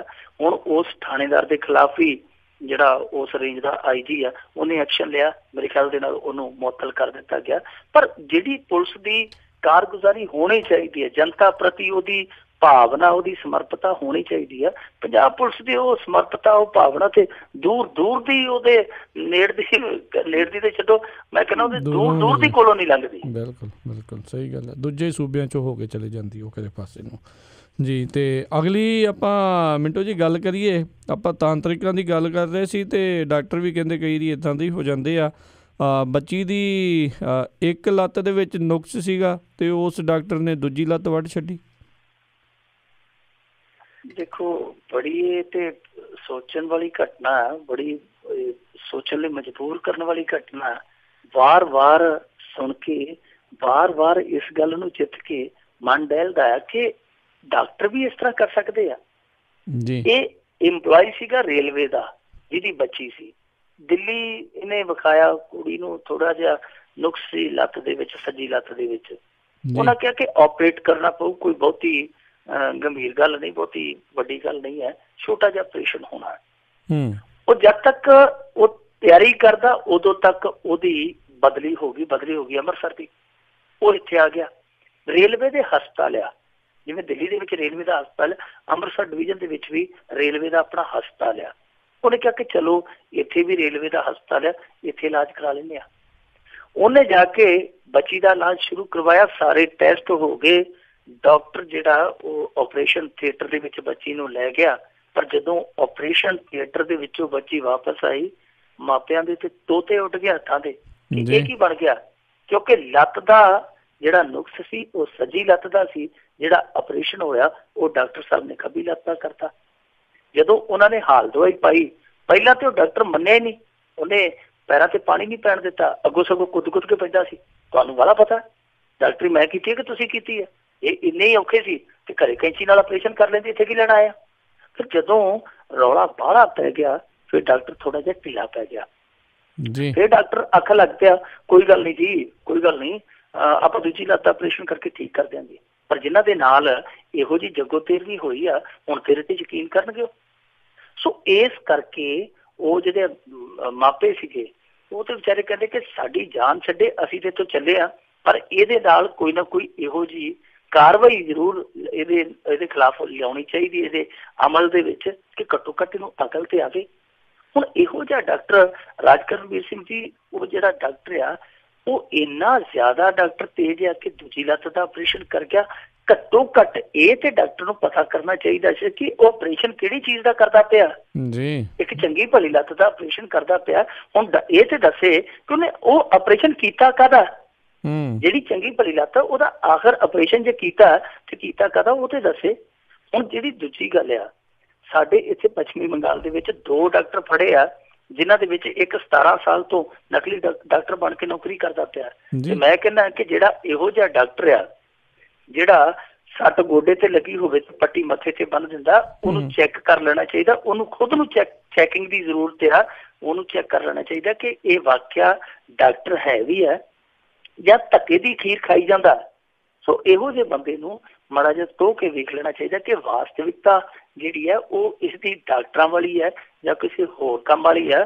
ਕਿਉਂਕਿ ਜਿਸ ਤਰ੍ਹਾਂ ਦਾ ਉਹਦਾ ਇਹ ਆਪਰੇਸ਼ਨ ਸਾਹਮਣੇ ਆਇਆ, ਉਹ ਤੋਂ ਤੇ ਸਾਰੇ ਕਹੀ ਜਾਂਦੇ ਆ ਕਿ ਜੇ ਧਰਤੀ ਦੇ ਰੱਬ, ਜਿਹਨਾਂ ਨੂੰ ਡਾਕਟਰਾਂ ਨੂੰ ਧਰਤੀ ਦੇ ਰੱਬ ਕਿਹਾ ਜਾਂਦਾ, ਜੇ ਧਰਤੀ ਦੇ ਰੱਬ ਇਹੋ ਜਿਹੇ ਆ ਤੇ ਫਿਰ ਇਹਨਾਂ ਦੇ ਨਾਲੋਂ ਯਮਦੂਤ ਵੀ ਚੰਗੇ ਹੋਣਗੇ। ਸੋ ਹੁਣ ਉਹ ਜਿਹੜਾ ਡਾਕਟਰ ਆ ਉਹ ਕਹੀ ਜਾਂਦਾ ਜੀ ਮੈਂ ਆਪੇ ਇਸ ਪਰਿਵਾਰ ਨਾਲ ਕਰ ਲੂੰ, ਠੀਕ ਠਾਕ ਹੋ ਜੂ, ਸਭ ਕੁਛ ਹੋ ਜੂ।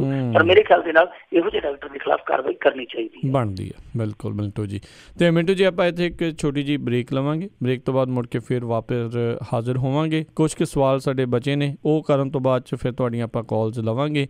ਜਿੱਦਾਂ ਹੀ ਤੁਹਾਨੂੰ ਦੱਸਾਂਗੇ ਕਾਲਸ ਕਰ ਸਕੋਗੇ ਉਦੋਂ। ਪਰ ਹਾਲ ਦੀ ਘੜੀ ਇੱਕ ਬ੍ਰੇਕ ਤੋਂ ਬਾਅਦ ਕੁਛ ਸਾਡੇ ਸਵਾਲ ਤੇ ਫਿਰ ਆਪਾਂ ਕਾਲਸ ਲਵਾਂਗੇ। ਨੰਬਰ ਪਹਿਲਾਂ ਤੁਹਾਨੂੰ ਮੈਂ ਦੱਸ ਦਿੰਦਾ ਵੈਸੇ ਕਾਲ ਕਰਨ ਲਈ, ਉਹ ਹੈਗਾ 408 272 5200। ਤੇ ਮਿੰਟੂ ਜੀ ਮਿਲਦੇ ਇੱਕ ਛੋਟੀ ਜਿਹੀ ਕਮਰਸ਼ੀਅਲ ਬ੍ਰੇਕ ਤੋਂ ਬਾਅਦ।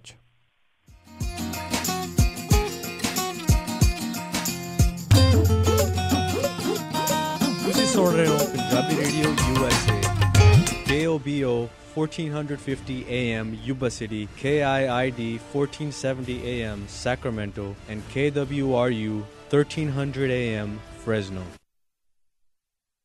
ਯਾਰ ਬਹੁਤ ਕਰ ਲਈ ਨੌਕਰੀ, ਹੁਣ ਕੋਈ ਆਪਣਾ ਬਿਜ਼ਨਸ ਸ਼ੁਰੂ ਕਰਨਾ ਹੈ। ਪੀਜ਼ਾ ਗਾਇਸ ਦਾ ਘਰ ਬਿਜ਼ਨਸ ਓਪਨ ਅੱਜਕੱਲ ਬਹੁਤ ਵਧੀਆ ਚੱਲ ਰਿਹਾ ਆ ਯਾਰ। ਇਹਦੇ 'ਚ ਤਾਂ ਬਹੁਤ ਡਾਲਰ ਲੱਗਣੇ ਆ। ਇਨੀਸ਼ੀਅਲ ਇਨਵੈਸਟਮੈਂਟ ਕਿਵੇਂ ਕਰਾਂਗੇ? ਉਹਦੀ ਤੂੰ ਫਿਕਰ ਨਾ ਕਰ, ਪੀਜ਼ਾ ਗਾਇਸ ਵਾਲੇ ਤੈਨੂੰ ਇਸ ਵਿੱਚ ਪੂਰੀ ਮਦਦ ਕਰਨਗੇ। ਲੋ ਕਾਸਟ ਫਰੈਂਚਾਈਜ਼ ਆ ਇਹਨਾਂ ਦੀ। ਕੈਲੀਫੋਰਨੀਆ, ਨਵਾਡਾ, ਓਰੇਗਨ ਦੇ ਵਿੱਚ 60 ਤੋਂ ਵੱਧ ਲੋਕੇਸ਼ਨਸ ਨੇ।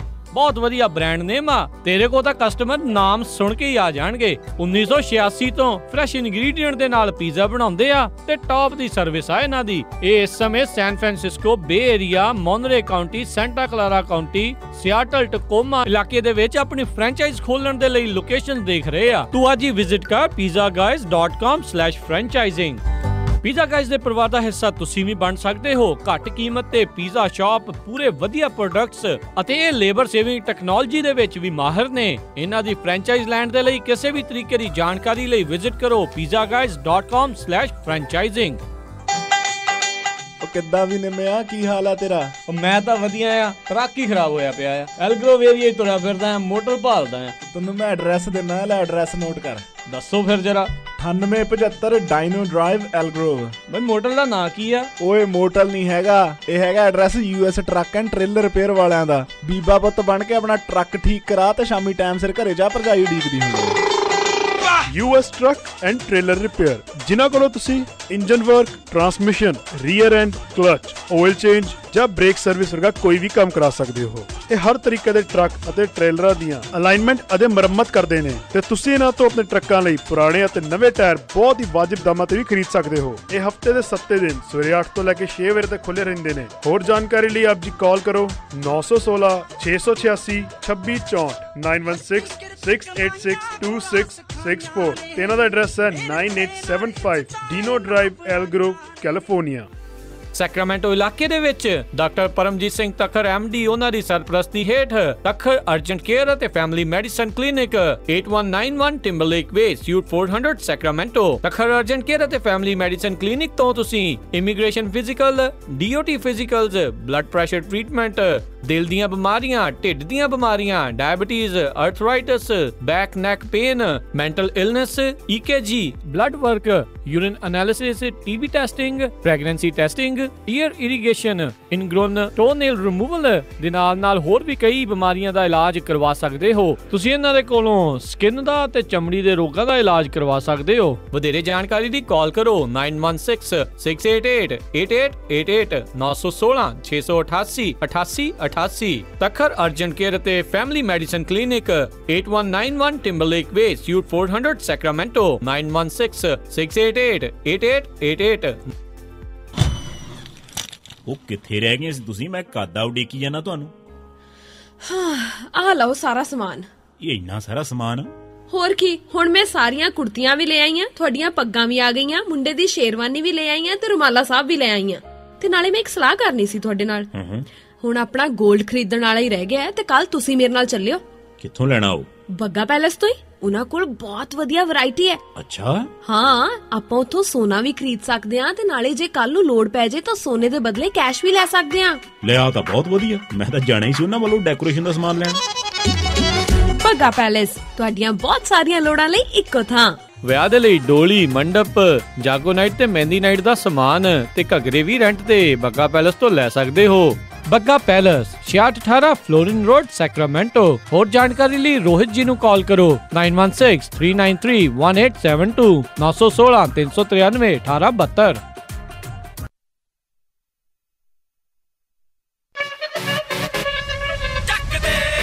ਸਤਿ ਸ਼੍ਰੀ ਅਕਾਲ ਦੋਸਤੋ, ਮੈਂ ਹਾਂ ਅਮਰਿੰਦਰ ਗਿੱਲ ਤੇ ਤੁਸੀਂ ਸੁਣ ਰਹੇ ਹੋ ਪੰਜਾਬੀ ਰੇਡੀਓ USA।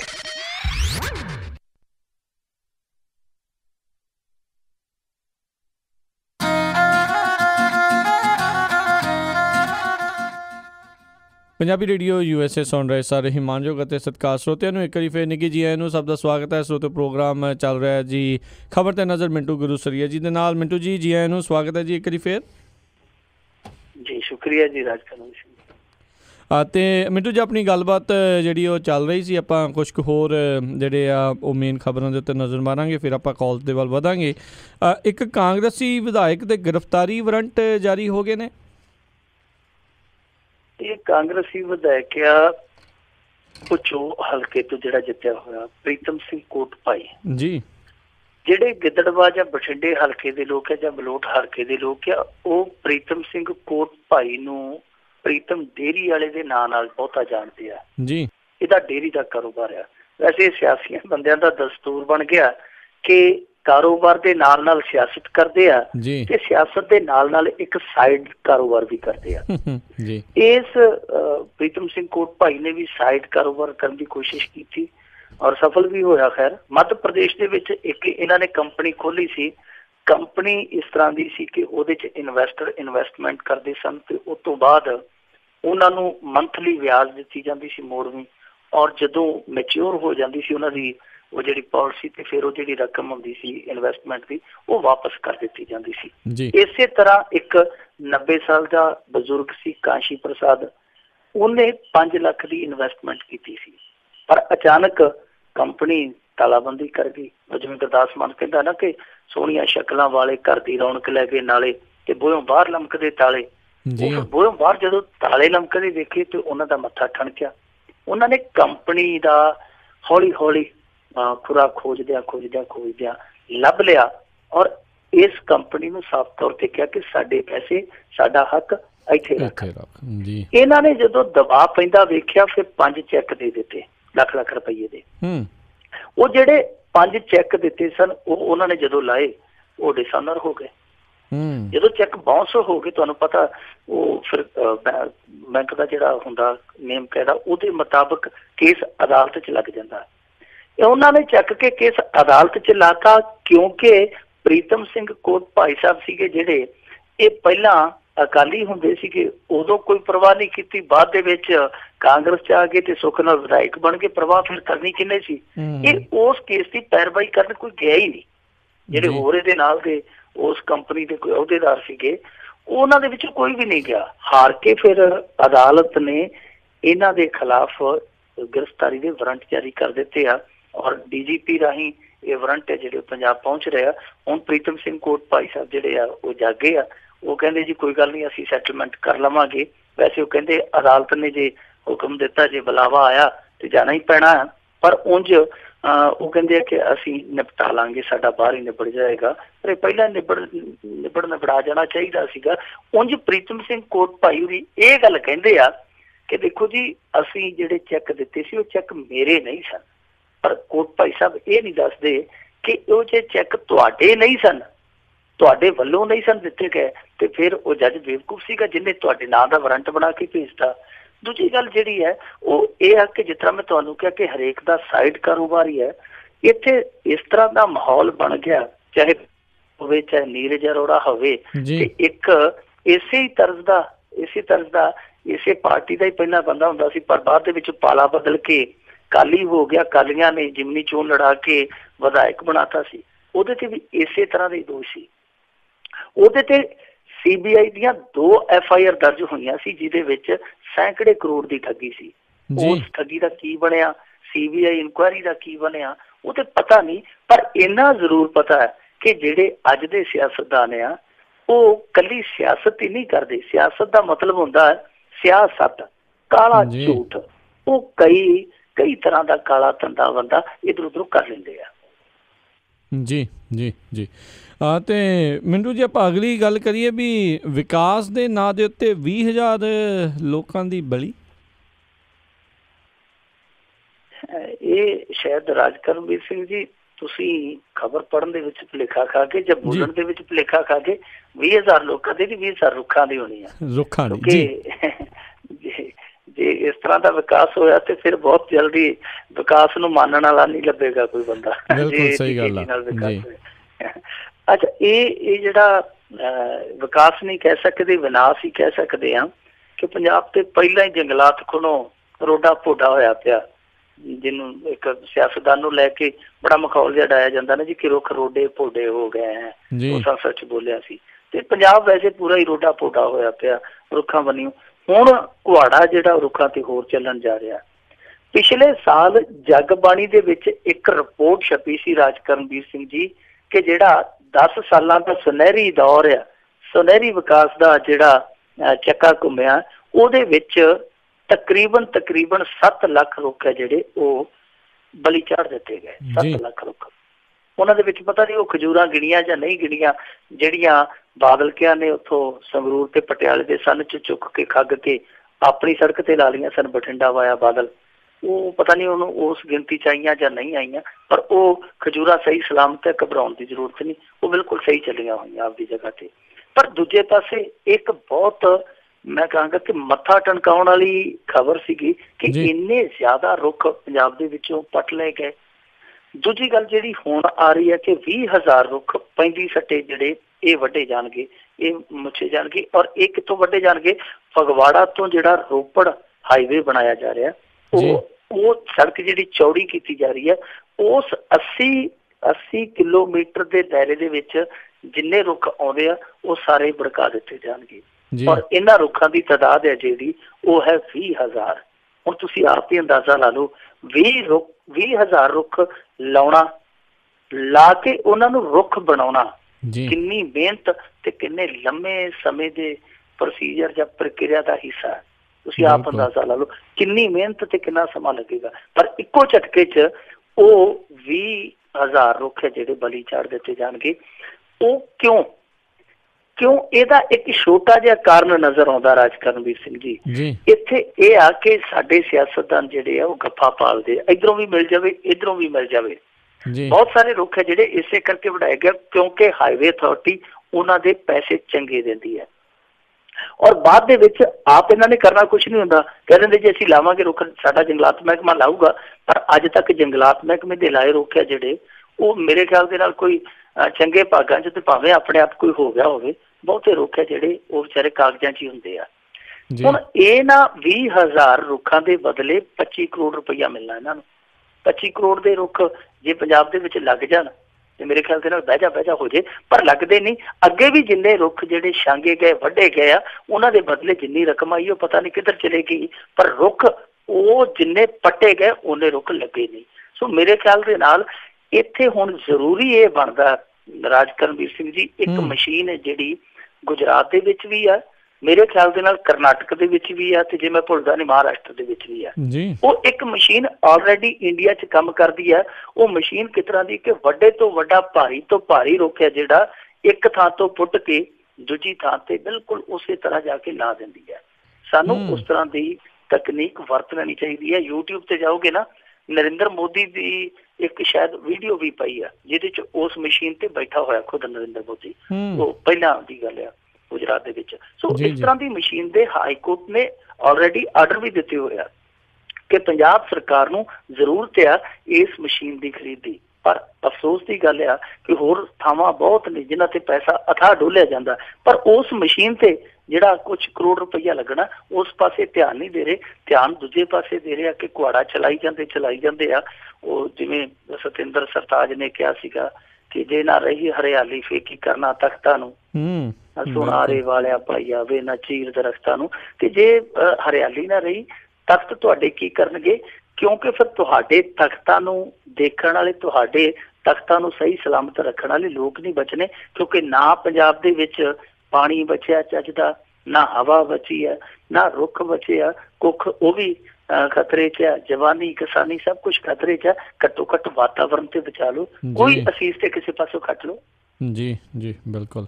ਤੇ ਮਿੰਟੂ ਜੀ ਹੁਣ ਆਪਾਂ ਜਿਹੜੀਆਂ ਕਾਲਸ ਲੈਣੀਆਂ ਸ਼ੁਰੂ ਕਰਾਂਗੇ। ਸਰੋਤਿਓ ਤੁਸੀਂ ਵੀ ਕਾਲ ਕਰ ਸਕਦੇ ਹੋ, ਨੰਬਰ ਹੈਗਾ 408 272 5200 4082725200। ਮਿੰਟੂ ਜੀ ਨੂੰ ਜੇ ਤੁਸੀਂ ਪੰਜਾਬ ਜਾਂ ਭਾਰਤ ਦੀ ਜਿਹੜੀ ਸਿਆਸਤ ਦਿੱਤੀ ਜੇ ਤੁਹਾਡੇ ਕੋਲ ਕੋਈ ਸਵਾਲ ਆ ਤਾਂ ਜ਼ਰੂਰ ਤੁਸੀਂ ਕਾਲ ਕਰ ਸਕਦੇ ਹੋ। ਹੁਣ ਲੰਮੇ ਸਮੇਂ ਤੋਂ ਕਾਲਰ ਆਪਣੇ ਨਾਲ ਜੁੜੇ ਨੇ, ਉਹ ਸਵਾਲ ਪੁੱਛਣਾ ਚਾਹੁੰਦੇ ਨੇ, ਜੁੜੇ ਨੇ ਆਪਣੇ ਨਾਲ ਗੋਲਡੀ ਸਿੰਘ ਜੀ। ਸਵਾਗਤ ਹੈ, ਸਤਿ ਸ਼੍ਰੀ ਅਕਾਲ ਜੀ। ਸਤਿ ਸ਼੍ਰੀ ਅਕਾਲ ਦੋਨਾਂ ਵੀਰਾਂ ਨੂੰ। ਸਤਿ ਸ਼੍ਰੀ ਅਕਾਲ ਜੀ। ਸਤਿ ਸ਼੍ਰੀ ਅਕਾਲ ਵੀਰ ਜੀ। ਮੇਰਾ ਸਵਾਲ ਸੀ ਥੋੜਾ ਅਗੇਤਾ ਹੀ ਆ ਸਮੇਂ ਤੋਂ, ਕਿ ਜਿੱਦਾਂ ਸਰਦਾਰ ਨਵਜੋਤ ਸਿੰਘ ਸਿੱਧੂ ਕਾਂਗਰਸ ਵਿੱਚ ਕੰਮ ਕਰ ਰਹੇ ਨੇ, ਸੁਣਿਆ ਜਾ ਰਿਹਾ ਕਿ ਵਧੀਆ ਕੰਮ ਵੀ ਕਰ ਰਹੇ ਨੇ। ਇਹ ਏਦਾਂ ਲੱਗਦਾ ਹੈ ਕਿ ਜਿਸ ਤਰ੍ਹਾਂ 2022 ਦੀ ਇਲੈਕਸ਼ਨ ਤੋਂ ਪਹਿਲਾਂ ਇਹ ਸ਼ਾਇਦ ਕਾਂਗਰਸ ਨੂੰ ਛੱਡ ਕੇ ਬੀਜੇਪੀ ਨੂੰ ਮੋਢਿਆਂ ਤੇ ਚੜਾ ਕੇ ਚੋਣਾਂ ਦਾ ਦਰਿਆ ਪਾਰ ਕਰਾਉਣਗੇ, ਕਿਉਂਕਿ ਇਹਨਾਂ ਨੇ ਭਾਰਤੀ ਜਨਤਾ ਪਾਰਟੀ ਛੱਡੀ ਹੈ, RSS ਨਹੀਂ ਛੱਡੀ। ਕਿਉਂਕਿ ਪਿਛਲੀ ਵਾਰੀ ਤਾਂ ਭਾਰਤੀ ਜਨਤਾ ਪਾਰਟੀ ਦਾ ਕੋਈ ਇੰਨਾ ਹੈ ਨਹੀਂ ਸੀ, ਇਹ ਸ਼ਾਇਦ ਇਹ ਮੋਦੀ ਦੇ ਪ੍ਰਭਾਵ ਨਾਲ ਬਣਾਉਣ ਦੀ ਕੋਸ਼ਿਸ਼ ਵੀ ਕਰ ਰਹੇ ਨੇ। ਧੰਨਵਾਦ ਜੀ। ਥੈਂਕ ਯੂ ਗੋਲਡੀ ਜੀ। ਜੀ ਮਿੰਟੂ ਜੀ। ਦੇਖੋ ਵਾਕਿਆ ਹੀ ਸਵਾਲ ਤੁਹਾਡਾ ਬੜਾ ਅਗੇਤਾ ਹੈ ਤੇ ਉੱਥੋਂ ਤੱਕ ਝਾਤ ਜਾਣੀ, ਉੱਥੋਂ ਤੱਕ ਨਿਗਾਹ ਜਾਣੀ ਬੜੀ ਔਖੀ ਹੈ। ਪਰ ਫਿਰ ਵੀ ਨਵਜੋਤ ਸਿੱਧੂ ਮੇਰੇ ਖਿਆਲ ਦੇ ਨਾਲ ਹਾਲ ਦੀ ਘੜੀ ਜਿੰਨਾ ਕੁ ਇਸ ਵੇਲੇ ਉਹਦਾ ਕੰਮ ਦੇਖ ਕੇ ਜਾਂ ਉਹਦਾ ਇਹਨਾਂ ਦੇ ਨਾਲ ਕੰਬੀਨੇਸ਼ਨ ਵੇਖ ਕੇ, ਤਾਲਮੇਲ ਵੇਖ ਕੇ ਜਿੰਨਾ ਕੁ ਸਮਝ ਦੇ ਵਿੱਚ ਆਉਂਦਾ ਕਿ ਸ਼ਾਇਦ ਨਵਜੋਤ ਸਿੱਧੂ ਉੱਧਰ ਜਾਣ ਦੀ ਥਾਂ ਤੇ ਇੱਧਰ ਜਿਹੜੀ ਅਮਰਿੰਦਰ ਸਿੰਘ ਦੀ ਵਿਰਾਸਤ ਖਾਲੀ ਹੋਏਗੀ ਉੱਧਰ ਨੂੰ ਪਹਿਲਾਂ ਤੇ ਕੋਸ਼ਿਸ਼ ਕਰੇਗਾ। ਮੇਰੇ ਖਿਆਲ ਦੇ ਨਾਲ ਹੱਥ ਇੱਧਰ ਨੂੰ ਮਾਰੇਗਾ, ਕਿਉਂਕਿ ਉਹ ਮਹੱਤਵਕਾਂਖੀ ਬੰਦਾ ਹੈ, ਉਹਦੀਆਂ ਕਾਂਖਸ਼ਾਵਾਂ ਬਹੁਤ ਉੱਚੀਆਂ ਨੇ। ਠੀਕ ਹੈ, ਉਹ ਇਮਾਨਦਾਰ ਆ, ਬੇਦਾਗ ਆ, ਬੜਾ ਉਹਦਾ ਬੌਧਿਕ ਪੱਧਰ ਵੀ ਬਹੁਤ ਉੱਚਾ ਹੈ। ਤੁਹਾਨੂੰ ਪਤਾ ਧਰਮੀ ਕਰਮੀ ਵੀ ਹੈ, ਦੋਨੋਂ ਦੇ ਚ ਬਹੁਤ ਸਾਰੇ ਹੋ ਸਕਦੇ ਆ, ਪਰ ਮਹੱਤਵਕਾਂਖੀ ਬਹੁਤ ਹੈ ਬੰਦਾ। ਸੋ ਪਹਿਲਾਂ ਤੇ ਉਹ ਆਪਣੀਆਂ ਜਿਹੜੀਆਂ ਆਕਾਂਖਿਆ ਨੇ ਉਹ ਇੱਥੋਂ ਪੂਰੀਆਂ ਕਰਨ ਦੀ ਕੋਸ਼ਿਸ਼ ਕਰੇਗਾ। ਜੇ ਆਕਾਂਖਿਆ ਇੱਥੋਂ ਪੂਰੀਆਂ ਨਾ ਹੋਈਆਂ ਤੇ ਫਿਰ ਇਹੋ ਜਿਹਾ ਬੰਦਾ ਜਿਹੜਾ ਰਮਤਾ ਜੋਗੀ ਹੁੰਦਾ, ਇੱਕ ਦਰ ਤੋਂ ਨਹੀਂ ਦੂਜੇ ਦਰ ਤੇ ਜਾ ਸਕਦਾ। ਪੱਕਾ ਨਹੀਂ ਕਿਹਾ ਜਾ ਸਕਦਾ ਕਿ ਇੱਥੇ ਹੀ ਬ੍ਰੇਕ ਲਾ ਕੇ ਹੈਂਡ ਬ੍ਰੇਕ ਲਾ ਕੇ ਰੁਕਿਆ ਰਹੂਗਾ, ਹੋ ਸਕਦਾ ਅਗਲੇ ਸਟੇਸ਼ਨ ਨੂੰ ਰਵਾਨਾ ਹੋ ਜਾਵੇ। ਜੀ, ਤੇ ਵੈਸੇ ਸਵਾਲ ਤਾਂ ਇਹ ਕੀਤਾ ਹੀ ਆ, ਪਰ ਇਹੋ ਜਿਹੇ ਲੀਡਰਾਂ ਦੇ ਨਾਲ ਵਾਹ ਤਾਂ ਜਿਹੜੇ ਵੋਟਰਾਂ ਦਾ ਹਰ ਵਾਰੀ ਪੈਂਦਾ ਆ, ਉਹ ਫਿਰ ਲੀਡਰ ਦੇ ਪਿੱਛੇ ਜਾਂਦੇ ਆ। ਬਿਲਕੁਲ, ਆਂਦੇ ਤੇ ਹੁੰਦੇ ਆ ਕਿ ਜੈਸਾ ਰਾਜਾ ਤੈਸੀ ਪ੍ਰਜਾ, ਲੋਕੀ ਵੀ ਇਹੋ ਜਿਹੇ ਹੋ ਗਏ ਆ, ਲੀਡਰਾਂ ਦੇ ਨਾਲ ਤੁਰੇ ਜਾਂਦੇ ਆ। ਜੇ ਇਸ ਤਰ੍ਹਾਂ ਨਾ ਹੁੰਦਾ ਤੇ ਨਵਜੋਤ ਸਿੱਧੂ ਨੂੰ ਏਡੀ ਭਾਰੀ ਸਫਲਤਾ ਨਾ ਮਿਲਦੀ ਅੰਮ੍ਰਿਤਸਰ ਨੂੰ। ਲੋਕਾਂ ਨੇ ਉਹਨੂੰ ਪਲਕਾਂ ਤੇ ਬਿਠਾ ਲਿਆ। ਲੋਕ ਵੀ ਇਹੋ ਗੱਲ ਸੋਚਦੇ ਆ ਕਿ ਪਾਰਟੀ ਤੋਂ ਕੀ ਲੈਣਾ, ਇਹ ਬੰਦਾ ਚੰਗਾ, ਇਸ ਬੰਦੇ ਤੋਂ ਸਾਡੇ ਕੰਮ ਬਣਦੇ ਆ। ਭਾਵੇਂ ਚੰਗਾ ਨਾ ਵੀ ਹੋਵੇ, ਰੱਜ ਕੇ ਮੰਦਾ ਵੀ ਹੋਵੇ, ਅਗਲਾ ਕਹਿੰਦੇ ਆ ਭਾਵੇਂ ਮੰਦਾ ਹੀ ਆ, ਸਾਡੇ ਤੇ ਕੰਮ ਕਰਦਾ ਹੈ ਨਾ, ਉਹਦੇ ਨਾਲ ਤੁਰੇ ਚੱਲਦੇ ਆ। ਕਿਉਂਕਿ ਅੱਜ ਕੱਲ ਜਿਹੜੀ ਵਿਚਾਰਧਾਰਾ ਹੁੰਦੀ ਸੀ ਨਾ, ਪਹਿਲਾਂ ਆਈਡੀਓਲੋਜੀ ਜਿਹਦਾ ਮੁੱਲ ਹੁੰਦਾ ਸੀ, ਸਿਆਸਤਦਾਨ ਵੀ ਆਈਡੀਓਲੋਜੀ ਲੈ ਕੇ ਤੁਰਦੇ ਸਨ, ਲੋਕ ਵੀ ਵਿਚਾਰਧਾਰਾ ਦੇਖਦੇ ਸਨ। ਉਹ ਵਿਚਾਰਧਾਰਾ ਵਿਚਾਰੀ ਤੇ ਪਤਾ ਨਹੀਂ ਕਿਹੜੇ ਕੋਨੇ ਚ ਪਿੱਛੇ ਹੀ ਰਹਿ ਗਈ ਆ।